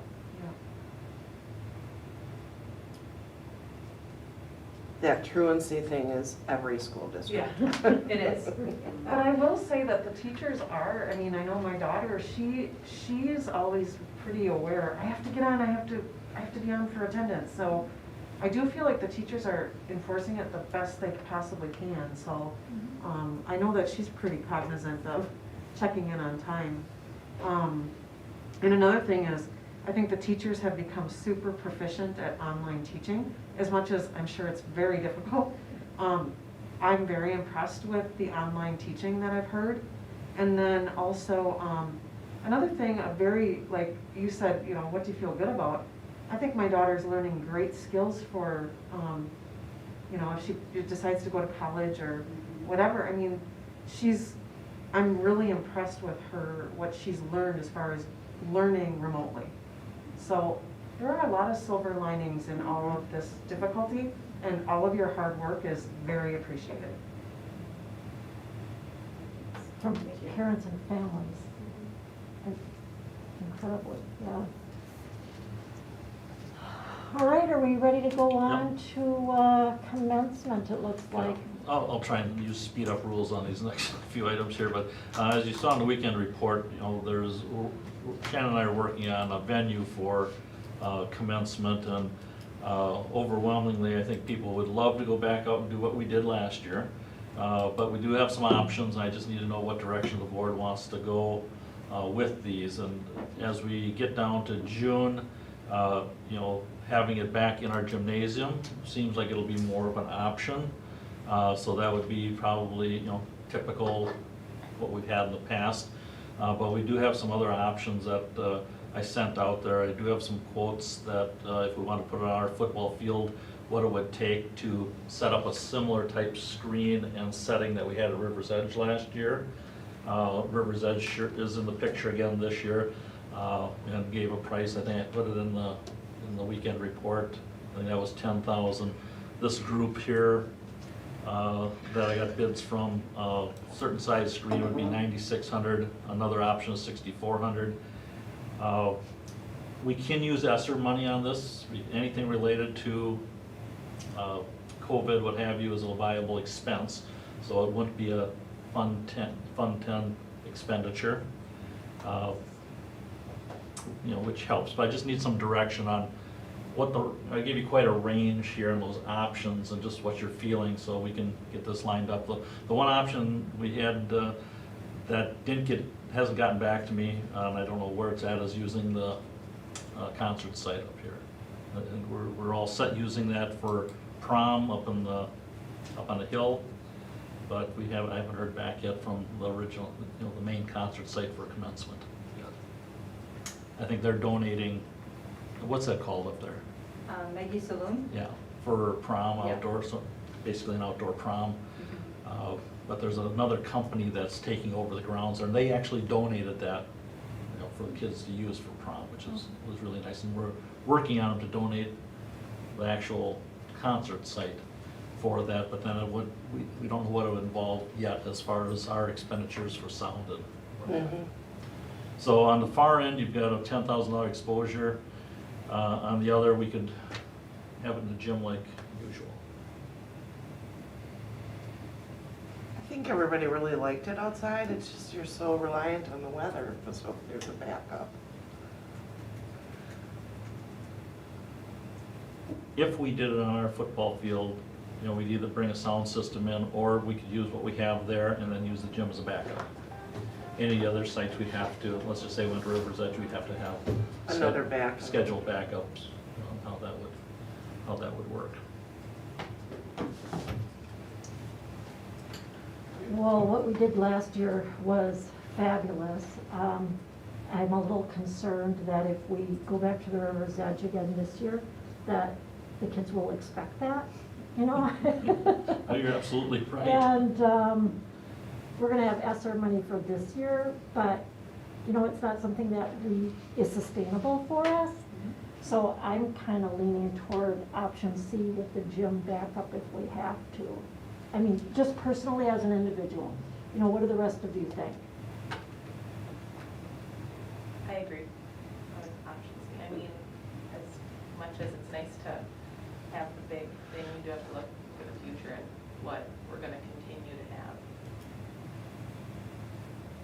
Bob, did you have anything you wanted to add? Whatever works. Roxanne? Is the PA system the same as it was years ago? It's been a long time since I've. You know, it's not strong out there. I think it depends who's on the PA and how you're using it.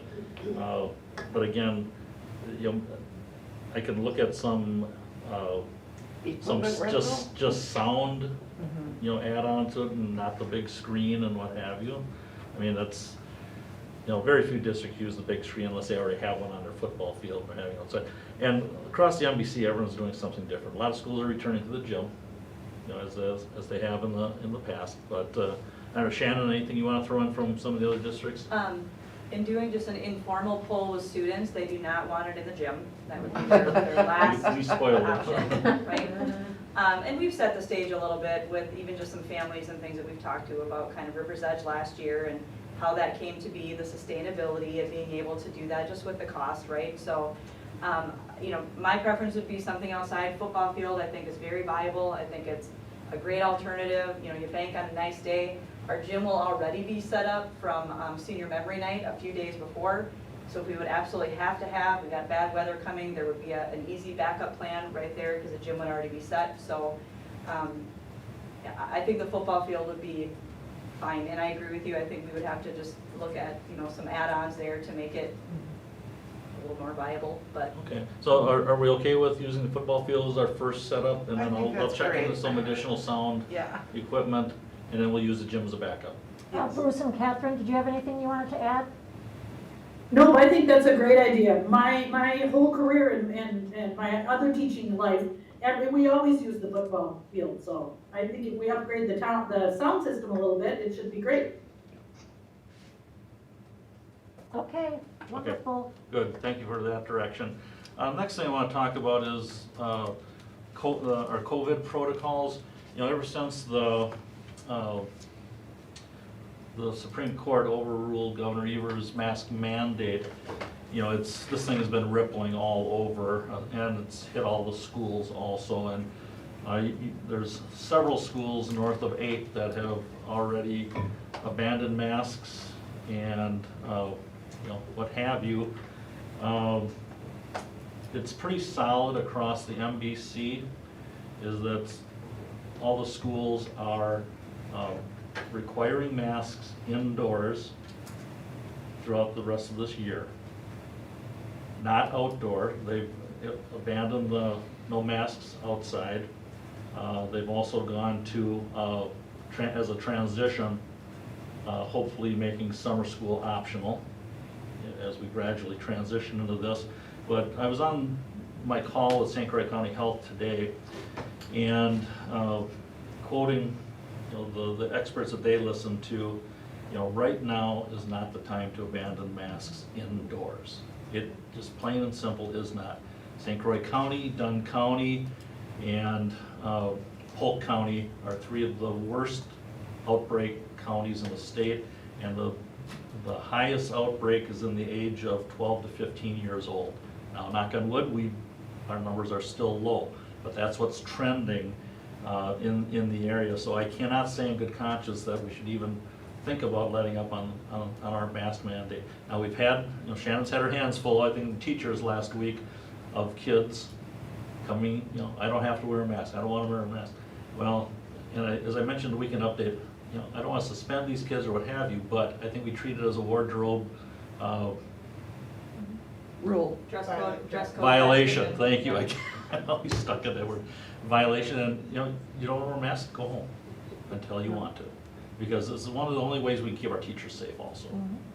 So again, we have our policy 8450 that really tells us that we will listen to guidance from our health organizations unless the board together collectively says, okay, this is the direction we're going, because that is guidance. But right until that happens, we listen to what St. Croix Health and DHS and what have you has there.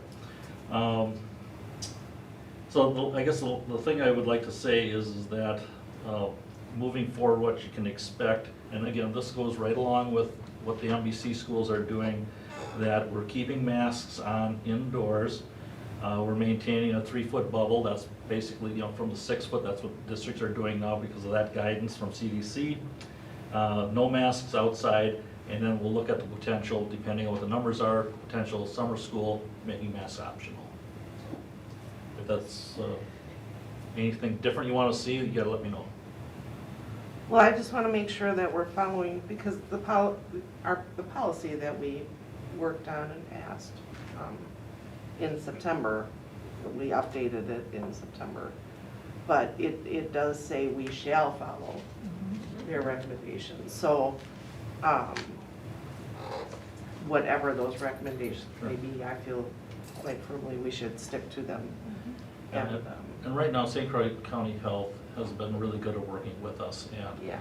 we discussed all these options and things today, and there's just everyone on the same page. Are you still having like weekly? Every Monday at 3 o'clock. Yeah. We do this. And another piece that came out of this meeting is that every student, none of you know this yet, but this just happened at this meeting here.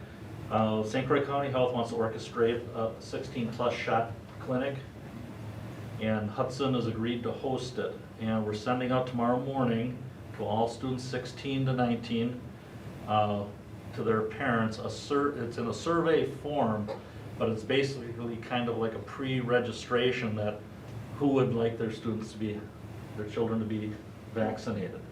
But we have to get a quick turnaround on that because Wednesday they have to order the vaccines. So we'll get that out right away tomorrow morning. I just got it at 4:30 this afternoon, so just for the public, be aware it's coming tomorrow. Any questions about that? Anything with the close contacts, Mark? Any update on that? I know before you said that close contact situations weren't indicative of other kids getting COVID.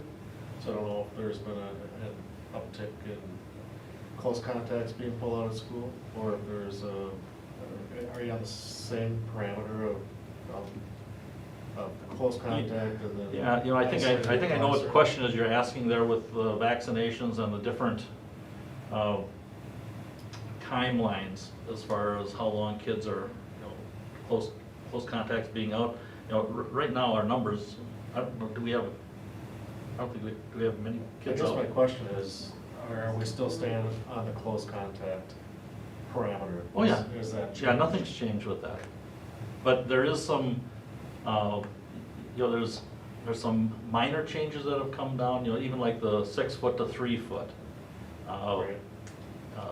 And again, Ryan's the one that would really know the nuts and bolts of this. In fact, I just sent him a question from somebody that was really, it was kind of complicated unless you deal with it every day, just how the close contact sitting, and if you've had COVID, how long are you immune? I mean, those pieces all, I don't have that knowledge. That's my question was. Is it the recommendation of St. Croix County Public Health that it is all right for kids to be outside without their masks? So all these things were talked about today and agreed upon that, these are the way that. So it's St. Croix Yes. County recommendations? Yeah, there's no problem with these. Okay. Yeah, and that's why the other districts are doing exactly the same thing. And, we try to stay consistent around the MBC because once we start diving away from it, it's gonna cause Right. other schools problems. So we're trying to be really consistent, and St. Croix County Health knows that also. So. We had a discussion about this at the CISA Board of Control meeting last Thursday as well. But is the board in agreement that we fully support continuing with our policy 8450, control of casual contact communicable diseases as is written? Yes. And fully support sending kids home for dress code violations? Yeah. Can I just ask the principals a question, just for the public record?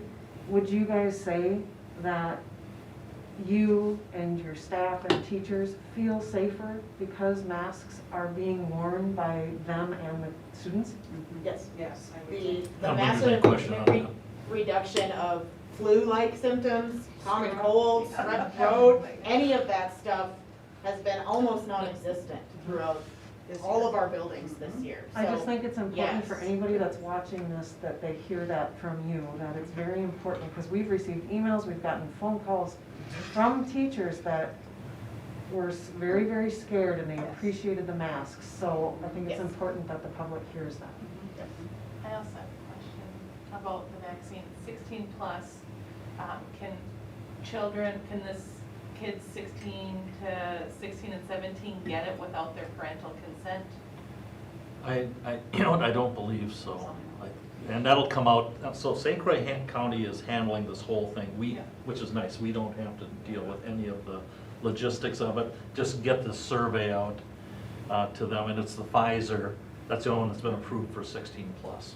I just didn't know, because the health, HIPAA 13 is the cutoff that kids can get health procedures without parents. Yeah, I'm assuming they need parental, that question wasn't asked, but I'm assuming they need parental sign off on that. But we don't know for sure because HIPAA is 13? 13 years old, and the HIPAA is when kids can make their own medical decisions. It's something that we might want to clarify. Yeah, well, again, that didn't come up today, so I can sure find that out. That would be great, thank you. Kids couldn't get a COVID test without parental consent. Right, but you can get birth control at 13 without parental consent, so I'm wondering if vaccinations would be under similar. that. Yeah. Anybody else have any questions or comments? Bruce, Catherine? Okay. CISA 11 contract. On there, just for information, that'll come to the board next, Monday for approval. Trish, do you want to say anything about that? That's basically a lot of your stuff there. Yeah, there are no changes. It's the Well, same. the document that I saw It says didn't have no. anything checked. Oh. Well then, there are no changes from previous years. And I it was all checked. comparing it to the one from last year, and I don't even see Carl Perkins on here.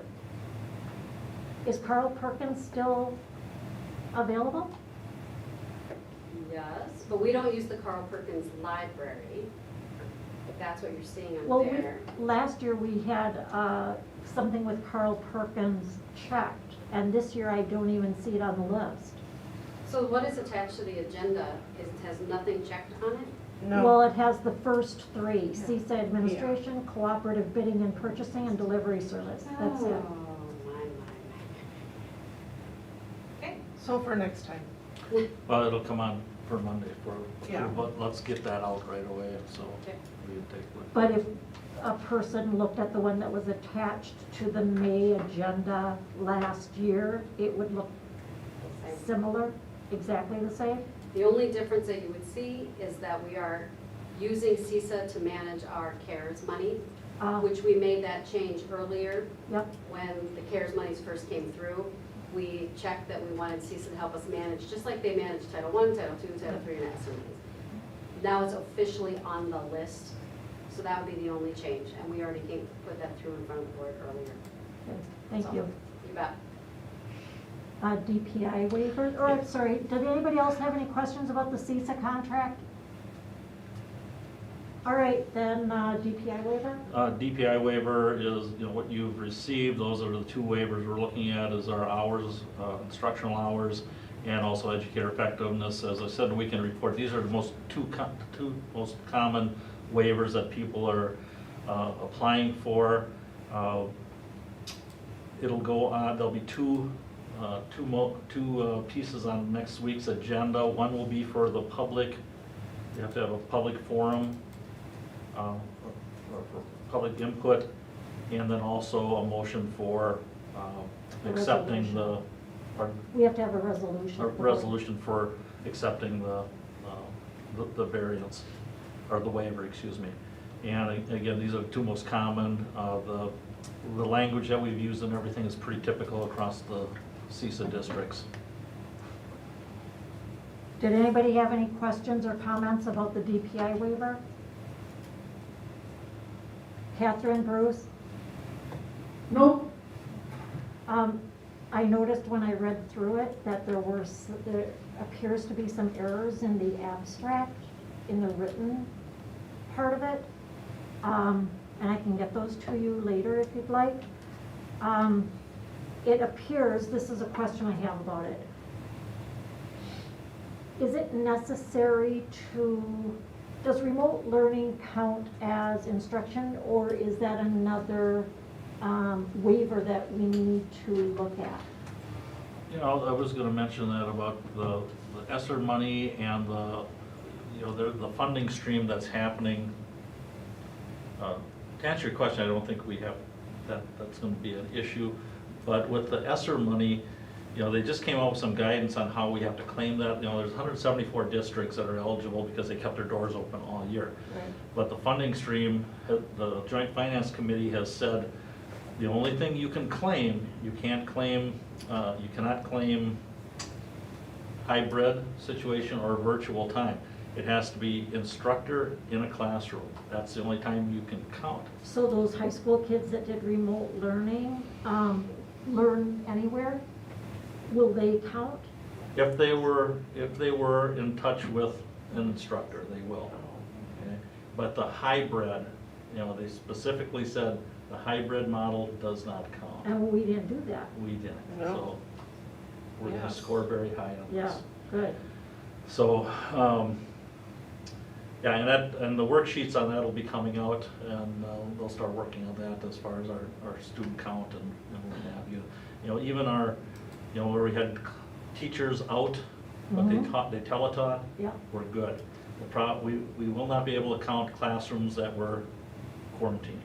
You know, if they were Right. gone, we can't count that. So, again, but we're expecting to score pretty well on that. There was something on page 6 also. Removal from class. And I was wondering about that with the school, is that what it was maybe? The pupil discipline and removal from class. Are we going to need specified procedures to check that because of our dress code violation? No, and again, what they're recommending is do the least bit possible, and that's why they've been guiding us into just these major areas. You know, they gave us this back in, I think, October, November, and there's no deadline for it. It's just that everyone's getting it set up right now, because they want to try and make this as simple as possible. They said, don't overthink it, apply for as few as you absolutely think you need.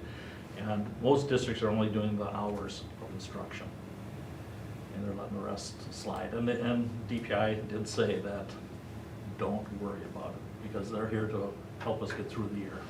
All right. And then on page 7, educator effectiveness has a star, and then it goes down to personnel evaluation. So if we are checking educator effectiveness, but that waiver does not automatically waive 121.02.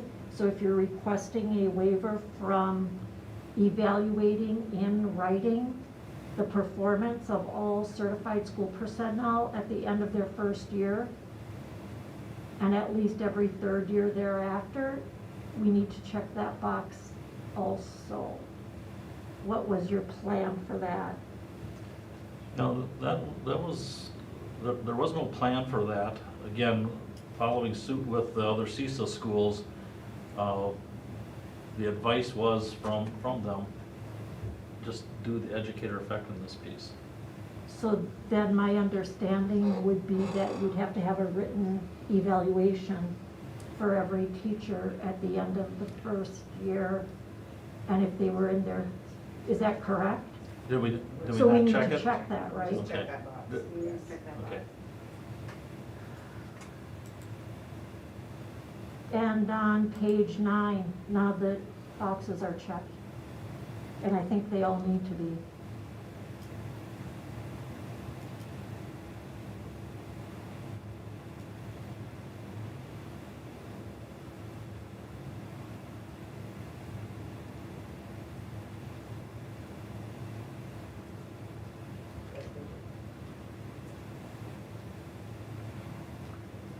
So when this comes back next Monday, I'll pull that up. those items will be taken care of?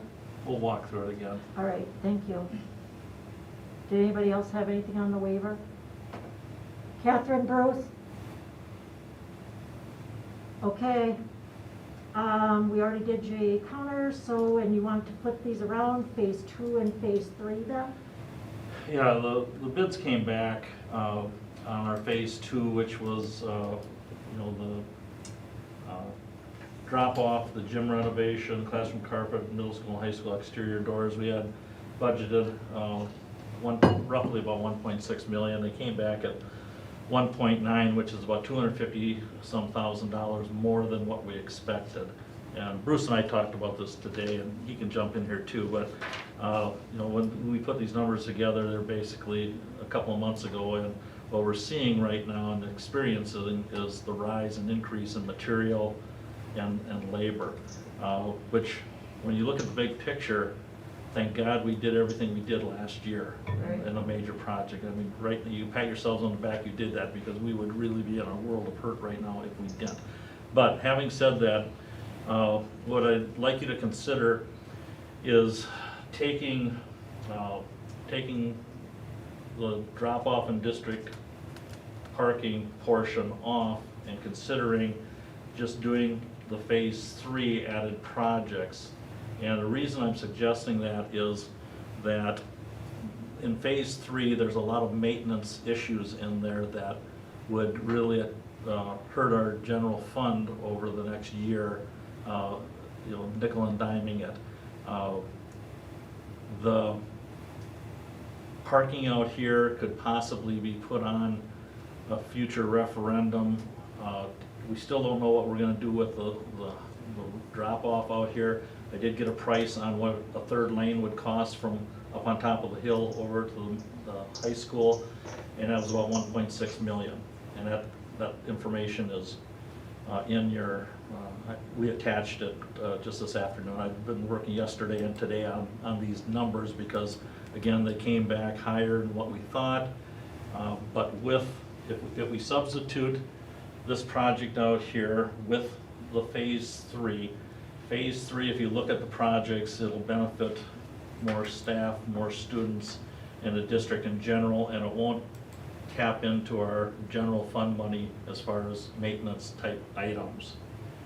Where, again, you could possibly put the parking out here and this third lane if we need it. Next fall will be the telltale if we really need this third lane of things return to our former normal, or if this is gonna be the new normal. You could put those two items, so let's just say roughly $2 million, on a referendum, on a 1 or 2 year payback.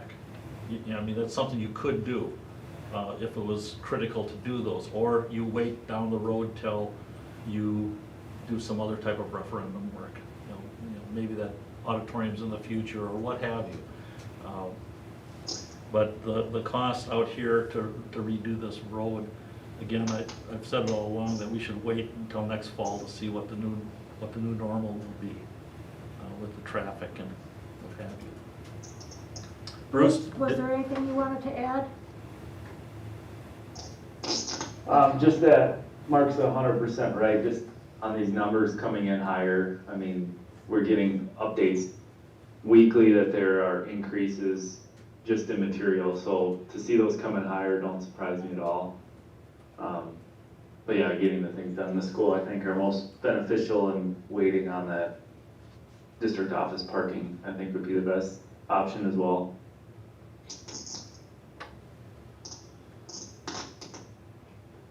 Well, that's also a safety issue. That's So- gonna, sorry. Yeah, no, I get that the phase 3 that is listed here would save our Fund 10. Totally get that. But And maybe just an added piece here these things are also valuable. pardon? They're all valuable. Well, the thing is with phase 3, it would finish off all the buildings, done, complete, usable spaces, new, renovated, painted, and what have you, and that would be done. One of Dave's thoughts was that, it's easy to chip off little things as we go, let's get the big thing done. But, again, I think this phase 3 services more staff and students than, some of the spaces we have, like over in the middle school, that weren't attended to because of the reduction at the beginning, really need to be done. They're just, part of that good, Sarah, a third of the building wasn't painted? Quarter, probably a quarter. 2 big wings weren't painted. So this would, if we didn't do phase 3, we wouldn't be able to do the fax area, the music, all the things that we did in the other areas of the district. So again, whatever you choose to do, we'll do, but again, for my recommendation, I would say we do phase 3 and leave the parking goal at this point. That's where my question is. So you're saying just drop off the parking and do everything else in phase 2 and then everything in phase 3? Correct. So that would do take the 420,000 off of phase 2. And so we would still, now there's quite a contingency, there's about $150,000 contingency with the gym piece. So there could be some really good savings there also. depending on how the work goes. But the gym, that Phi Ed wing or athletic wing, has a lot of moving parts to it, and so they put some healthy contingency in there, to make sure that we're not over budget. And that's the last thing we want to do is be over budget. But I could see, if we switch these out, we could see, some more funds that we could allocate down the road too. What's done for safety right now? Are there crossing guards out there when the JKers are coming and going, or? As a parent, you walk your kid up, or if you walk your kid up, or else you let them up. There's no safety back there. That's the thing, is it's not a if, it's a when.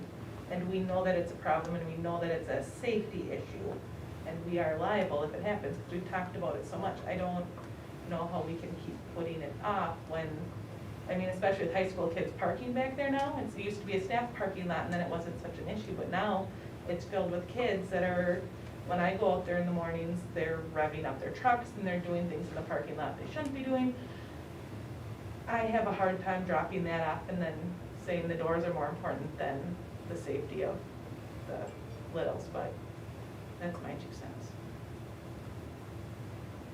Yeah, I have a big concern about that parking, that pre-K drop-off also. And from the phase 3 list, the only thing that I thought was really vitally important was the elementary mechanical. And I'm assuming this walking path has to do with the safety issue as well for our kids who are walking to school. That's what you're talking about with the walking path, right? No, the walking path is just, is over by the football field. It was a section that wasn't redone during the original construction. So it's. Are you talking about okay, if you're talking about the walking path that's on phase 3, that's not out here. This area out here, as shown in the diagram, is in that $420,000 piece. This walking path here is redoing over by the football field where the kids walk. Is that where the big hole is in the ground, that there's a cone on it? I don't know, is there a hole? It's not in great shape. It's not in great shape. Yeah. And That's redoing that.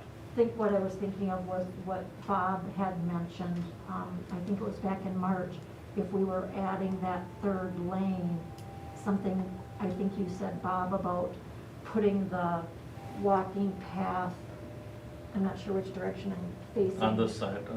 You were talking, I think, about putting it way over on the other side of like the football field, maybe? On the north side? Yeah, just to prevent. So that you didn't have to cross back and forth all the time? Yes. So that's what I was thinking this was. Oh, no. No, this is repair to the one that's Exists. already there. And, I just remember telling people so many, talking to a lot of people about how this referendum was gonna fix our traffic problem. Well, okay, so if you look at the list on the phase 2, aside from what about the middle school exterior doors? Now, is that a safety thing, or is it, are they just old? Can Yeah. it wait? Yes and yes. It's pretty bad. They're rusted out at the Yeah, bottom. they can't wait. It is rusted out, like air gets in. Yeah, Okay. it's not pretty. It's really not pretty. I'm trying to We strike have a had bargain. we have kind of, our one in particular where our kids come in off the bus, our 7th and 8th graders, it has broken multiple times this year, and George is doing everything he can to keep it functioning right now. They're in really rough shape. Yeah, the high school and middle school, you have to protect the envelope, and those doors are. Well, I was just inquiring. No, I'm just saying I'm those. asking questions. Those so are, I can figure out. necessary.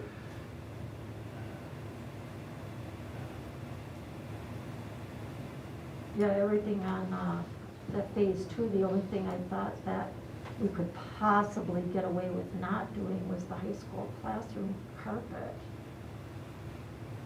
Well, that's not gonna cut it. No, I know, but then the only. What about all the gym renovations? Yeah, those are That's expensive. probably crazy coming out of my mouth, but I guess I was using the same philosophy that Dave Gerberding was, where you need to do the big things and put off the littler things that are not going to have as big of an impact? Well, I don't know if there's a way to break out some of those prices, Mark, with some of those high school upgrades, like, I don't know, the batting cages or the mat hoist. And maybe that stuff's already too far along, maybe we can't call back, but, some of those items on that list maybe could come off, because I know that mat hoist, we didn't really have a number in for it. I know we just put batting cages up outside, which,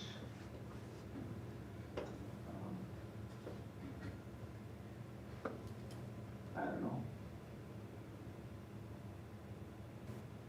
Tell M&J that we need to do the pre-K drop-off, and we have to do phase 3. They gotta give us some options of how to make that happen. They know the exercise, and we do it all the time. Okay, so general consensus, you wanna do the parking out here? Is that? I think it's a huge. We wanna do it all. Oh, I know we don't wanna do it all, but we can't, and I don't wanna be over budget on this thing. Because and that's why I wanted to switch the order here, because depending on what we do here, it might have an impact on, because the request of the buildings and ground supervisor, that money can come out of the construction money. And that's why I wanted to see what we're doing here first before, we suggest, what I put in my weekend update about that position. So that's another discussion, but, and again, if the feeling is to go ahead with this parking out here, we'd sure do that. I mean, I think I would prefer that, because I feel like we could budget for some of these smaller ones at the end of the day. I'm just thinking back to when George presented and was pretty adamant about the safety issue. And unless there are some really great ideas for ramping up safety, I don't know how we get around it. Well, and again, you're even if you do this out here, you're not gonna be broke. You could possibly have. Some of that done. You could probably have another 200,000 after things all said and done. We just don't know right now. Why can't we just look at including the drop-off and parking and see if we can find $300,000, which went over in all the other projects, to see if, maybe not all the doors that you have allocated need to be replaced. Maybe we can go without some, just for an example. Maybe we pass on the boardroom. Yeah. And live with it for a little bit. Yeah, If that's what it takes, but the ultimate thing is you're gonna find $300,000. So, but to have market like Bruce said. Okay, no, have market look at that's the why I gym. needed to know what direction you wanted to Try go. to town. So, But it sounds like it's a kind of a no-brainer with the pre-K drop-off and the parking. To just make sure that we have that covered. we'll follow up. And I know the boardroom doesn't add up to much, but really that's at the bottom of my list.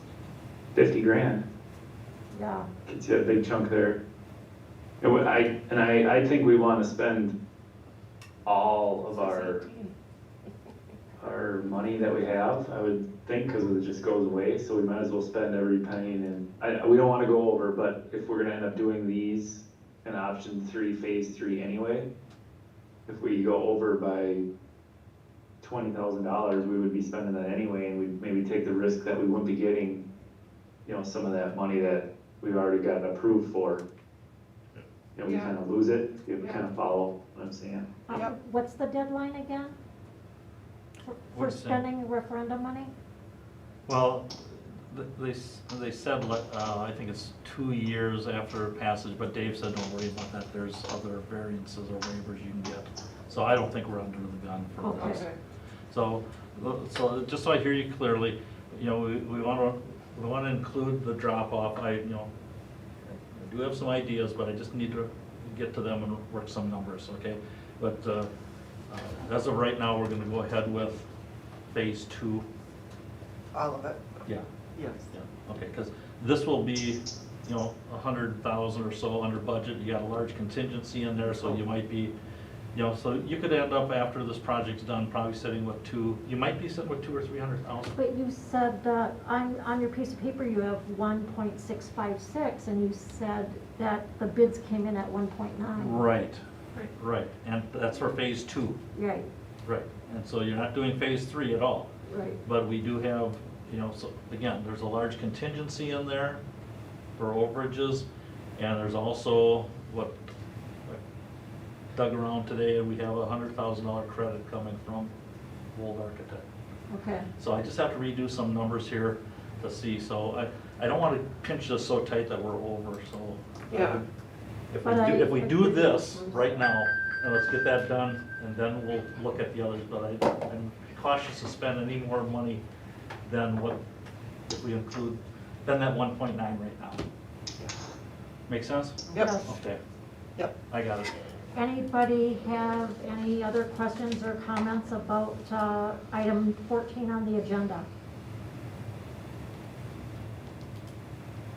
All right, then Buildings and Grounds Supervisor? Right, you know, you saw what I put in the weekend update about trying to get this person on early, you know, as July 1st, and what the cost would be, and we can use construction money. We found out from DPI that we could use dollars on that. And again, just with the complexity of that job and what we've got going this summer, we want to try and get this person on as soon as we can. The first thing I thought of, I'm sorry, Mark, is I don't want to pay 2 people to do that job for 6 months. That is just what, I mean, we don't, I don't know of any position that has that much overlap. And I mean, yours didn't. Our principals don't. Yeah, I don't know, that, Okay. it's just Well, where. again, that's why it's on here. Let me know what you think.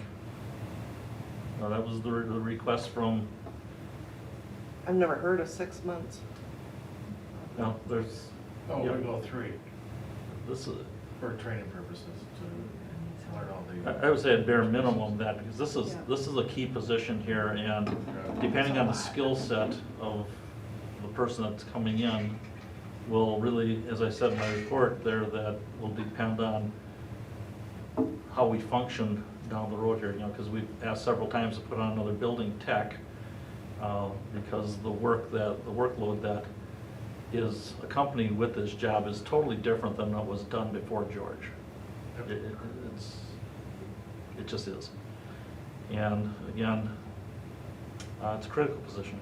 Can we see what kind of applicants we get before we make a decision on this? We've already posted it, and we've gotten a pool, and we've got some very good applicants. Great. You know, for this, and so, again, depending on the skill set, you know, when we interview and what have you, I'll bet we'll find someone who will only need 2 weeks.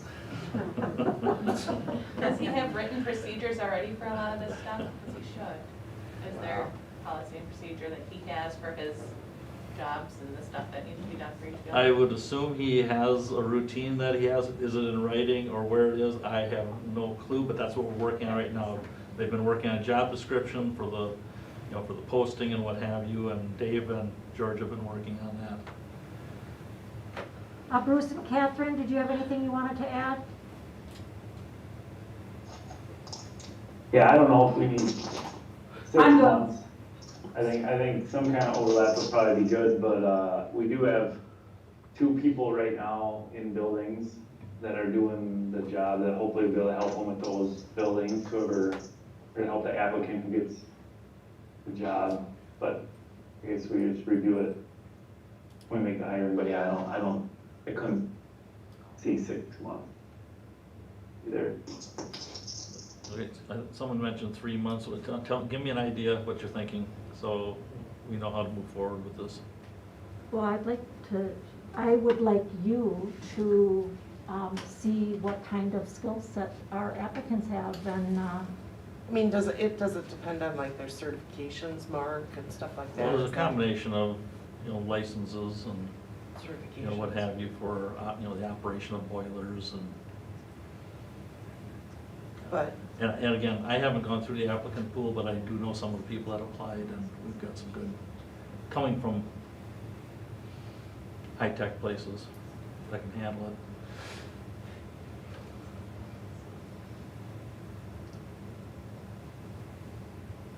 So this is to bring someone on July 1st for George when he leaves in January? George is leaving somewhere about the first of the year, yeah. So, and it's already posted for a position that isn't open until January? Yeah. Correct, because we want to find out what the applicant pool is. But even if we wait 3 months, that pool could change, because Oh, yeah, we could. That's why. But I don't want to talking- pay two people to do that. no, I agree completely, that's why I was wondering why we posted it so early. Well, again, So trying to work. I know that Bob said 3 months, but if people have the. Gives them 90 days to get, everything down, and then, I'm sorry, but it's gotta give them enough time Okay. to get somebody on the ground running. I would think And if about a it's- month if they if- have experience, they wouldn't need 90 days. 6 months, I'm terminating somebody if they can't catch on to the job. I'm serious. Right. Well, if it doesn't work out, it'd be good Well, to you know have that. anyway. Yeah. Roxanne, did you have anything you wanted to say? I guess I agree, 6 months is long. I mean, I'm even thinking, based on what Bruce said, with the other experience in the district, maybe 1 month. I don't know. It all depends on who we hire too and their level of experience, so. Can we ballpark somewhere around 60 days? Can we say then 2 months? Because I'm leaning one. Yeah, I would Or 60 leave days do it? I'll take whatever I can get right, just so we can line. Seems like just a so we long can- time to me. Just so we can, schedule everything to flow with interviews Yeah. and things like that, because, if we're gonna do 60 days, we're probably not gonna, interview until down the road here. Because of 8 weeks. Bruce, what do you think? Yeah, I'm close to the 1 month on my opinion too. But Bob, if you don't pick it up in 3 months, we need to find somebody else. So, I like the 1 month. I know George knows probably more, and he's probably saying, kicking us out, but I don't know. You should be able to figure it out in a month with the help that we have, and George right in your hip pocket. I would hope. I would, I feel a lot better about 1 month. Well, we can just make a decision, that'd be great. Well, that's what we're getting to. Catherine. Here's the key. I know, I couldn't pick it up in a month. Well, yeah, but you're not applying for the job. She made it, I'm she's more, retired now. 6 is too much, I agree, but I don't think 1 is enough, so let's find a compromise. Got a motion? 2 months, I don't, can we make a Second. motion? or whatever. This is not an action item. We can put it on for Yeah. next Monday, if you wanna think about it till next Monday. There you go. Yes, please. It's not going away, so why don't we put it on for There next you go. Monday? Is that okay? And then you guys can think about it a little bit.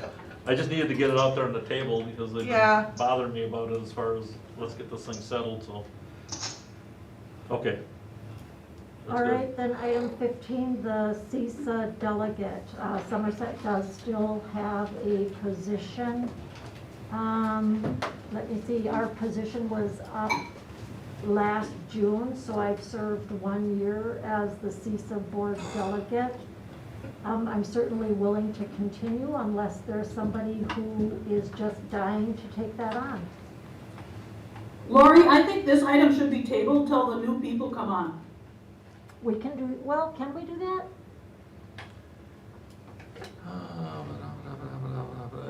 When does it? When does the term have to start?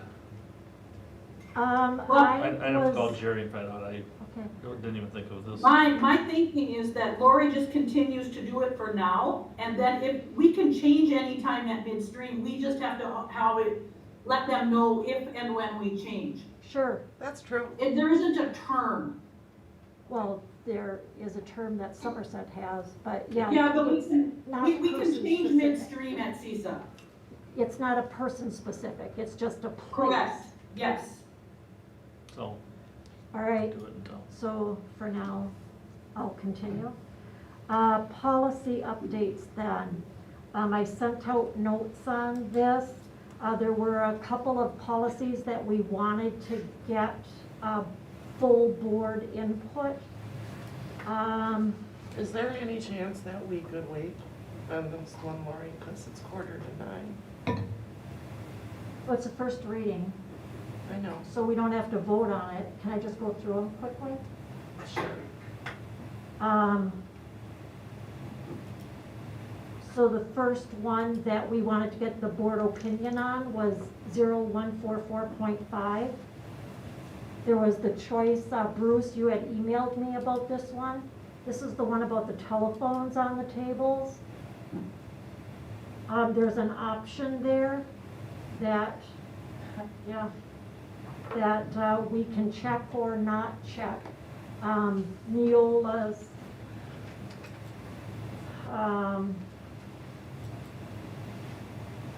it says in the policy what the concerns are.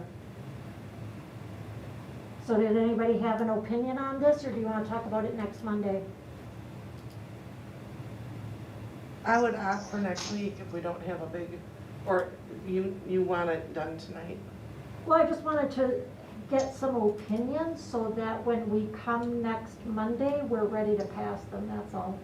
I just wanted to make sure that people were aware that there was an option there.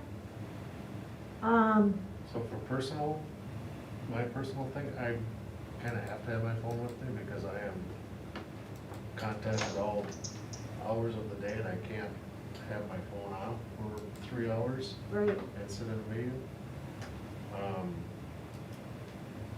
That's my end, so I don't know if that exclusion for emergency purposes falls in, but that's my own discretion on having my phone with me. It says exceptions may be made by board in case of emergency or other special circumstances warrants an exception. Right. So because of that last sentence, that's why the committee thought that we should check it. But, you know, if the rest of the board has a strong opinion about it, you know, that's why we want to I bring mean, it back I to you. understand why the concern about doing this, but I think as a board, I mean, I just have it here in case I get a call or something, you know? So I'm not violating open meetings law with this, right? But I understand that somebody could. But I'm thinking if somebody suspects that a board member is doing that, they could address it at that time.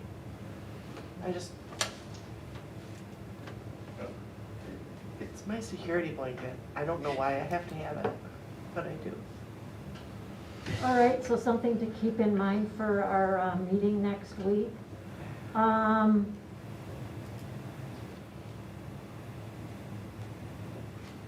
The whistleblower protection, that should be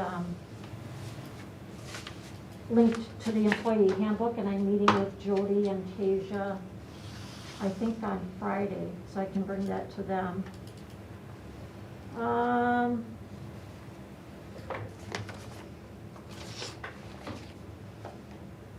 We recommended 3 choices in 4213.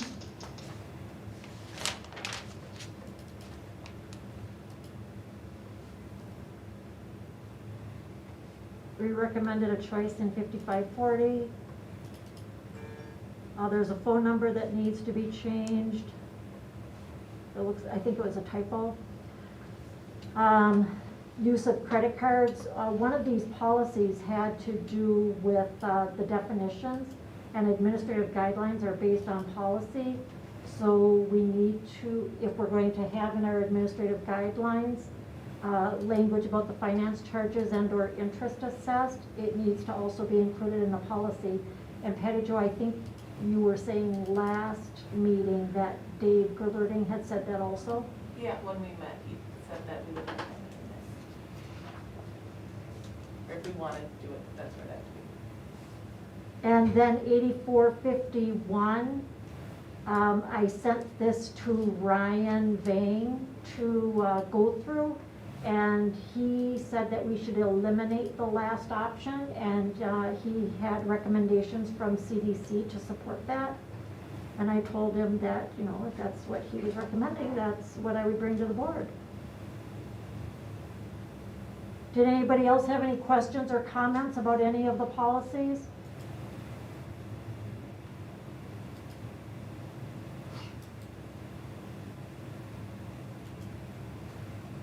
All right then, topics for action. Payment of Wold invoices. Would anybody like to make a motion? Make a motion to approve the Wold invoices totaling $35,825.54 as presented. Is there a second? Second. All right, so motion by Patty Jo, second by Bob. Any questions or discussion? All in favor? Aye. Aye. Any opposed? Motion carries. Once around the table, Catherine, do you have anything? No, I'm good. Bruce? Mark, is there any way we can use some of that ESSER money to upgrade our stuff out at the high school football field, if that's where we have our graduation? You know, That I would, PA, all that stuff? you know, I would say we could probably use it, we could rent equipment, but to actually put permanent equipment in, you know, the ESSER money is to anything COVID related. And I think that'd be kind of a stretch to, you know, I think the rental of things would be okay, because we're making an accommodation to use, you know, and maybe if it works out here, we may look at purchasing some equipment. Well, I think you should check into that. I think they're very. I don't wanna end up in jail. No, I'm serious. And talk, yes. You know, I'll check on it, but I would think it'd be a stretch, but again, I know, I checked into it, you know, like any facilities we use because of COVID-related changes to our system, it just, that's a permanent change, and I don't, but I'll check into it. Okay. Patty Jo, anything? So I looked into the age, and in Wisconsin, it is parental consent, so I was wrong on that. It is? Okay. Yep, so they do need parental consent. I want to thank Mark for the communications that have been going out to parents about face masks, because I feel like that position is really important right now, especially because it's been kind of debated on social media, and if we have that united front, which we do have, and it's known, that is really important right now. And that's it. Thanks. Bob? I second Patty's comment about your communication. Katie? I'm good. Okay. I don't need any discussion or action on any of these. I just want to let you know that I had a community member ask me about light pollution and whether our outside lights, it's really bright. And I told the person that I thought all those lights were on timers. And I know that some of them have to stay on all the time, but could you check into what's going on with our outside lighting?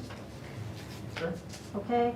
Another question was a community member asked about the Spartan Scoop. They don't have kids in school. I know you use Infinite Campus to push that out every Friday. They want to know if we could open that up to community members who would like to receive that information in their email, if Yeah, they could be added. If they get their emails in here, I believe the intent was to be the communication piece for, you know, for our school community. Right. It is so awesome. Let's see. I had another question about Rural Virtual Academy that I forwarded to you. Yeah. And we can talk about it Okay, later, okay. because I know it's Yeah, getting late. We've done a lot of digging on that. And Somerset Community Food Pantry people want to know if we'll be doing some busing during the summer so that the backpack program Some, can, busing. busing. They used the buses to distribute Oh, I'm sure we will the be. backpack. I'm sure we will. So if somebody could call, well, I know Lynn Harstead was, is she still the president of the food pantry, the Somerset Community food pantry? Well, I haven't seen any communication from her lately, but I can find out. So Jean it's the went. food pantry though? It's the Somerset Community. Jean Went is the person who asked me about it, so you might want to get in touch with her. And their question was about using, What's going to be going on this summer with transportation, if it can be used to distribute backpacks of food. right now I'd say, I think it would be okay, but we're gonna try to our schedule for summer school is to return to our 2-3 week sessions like we've had in the past. Okay.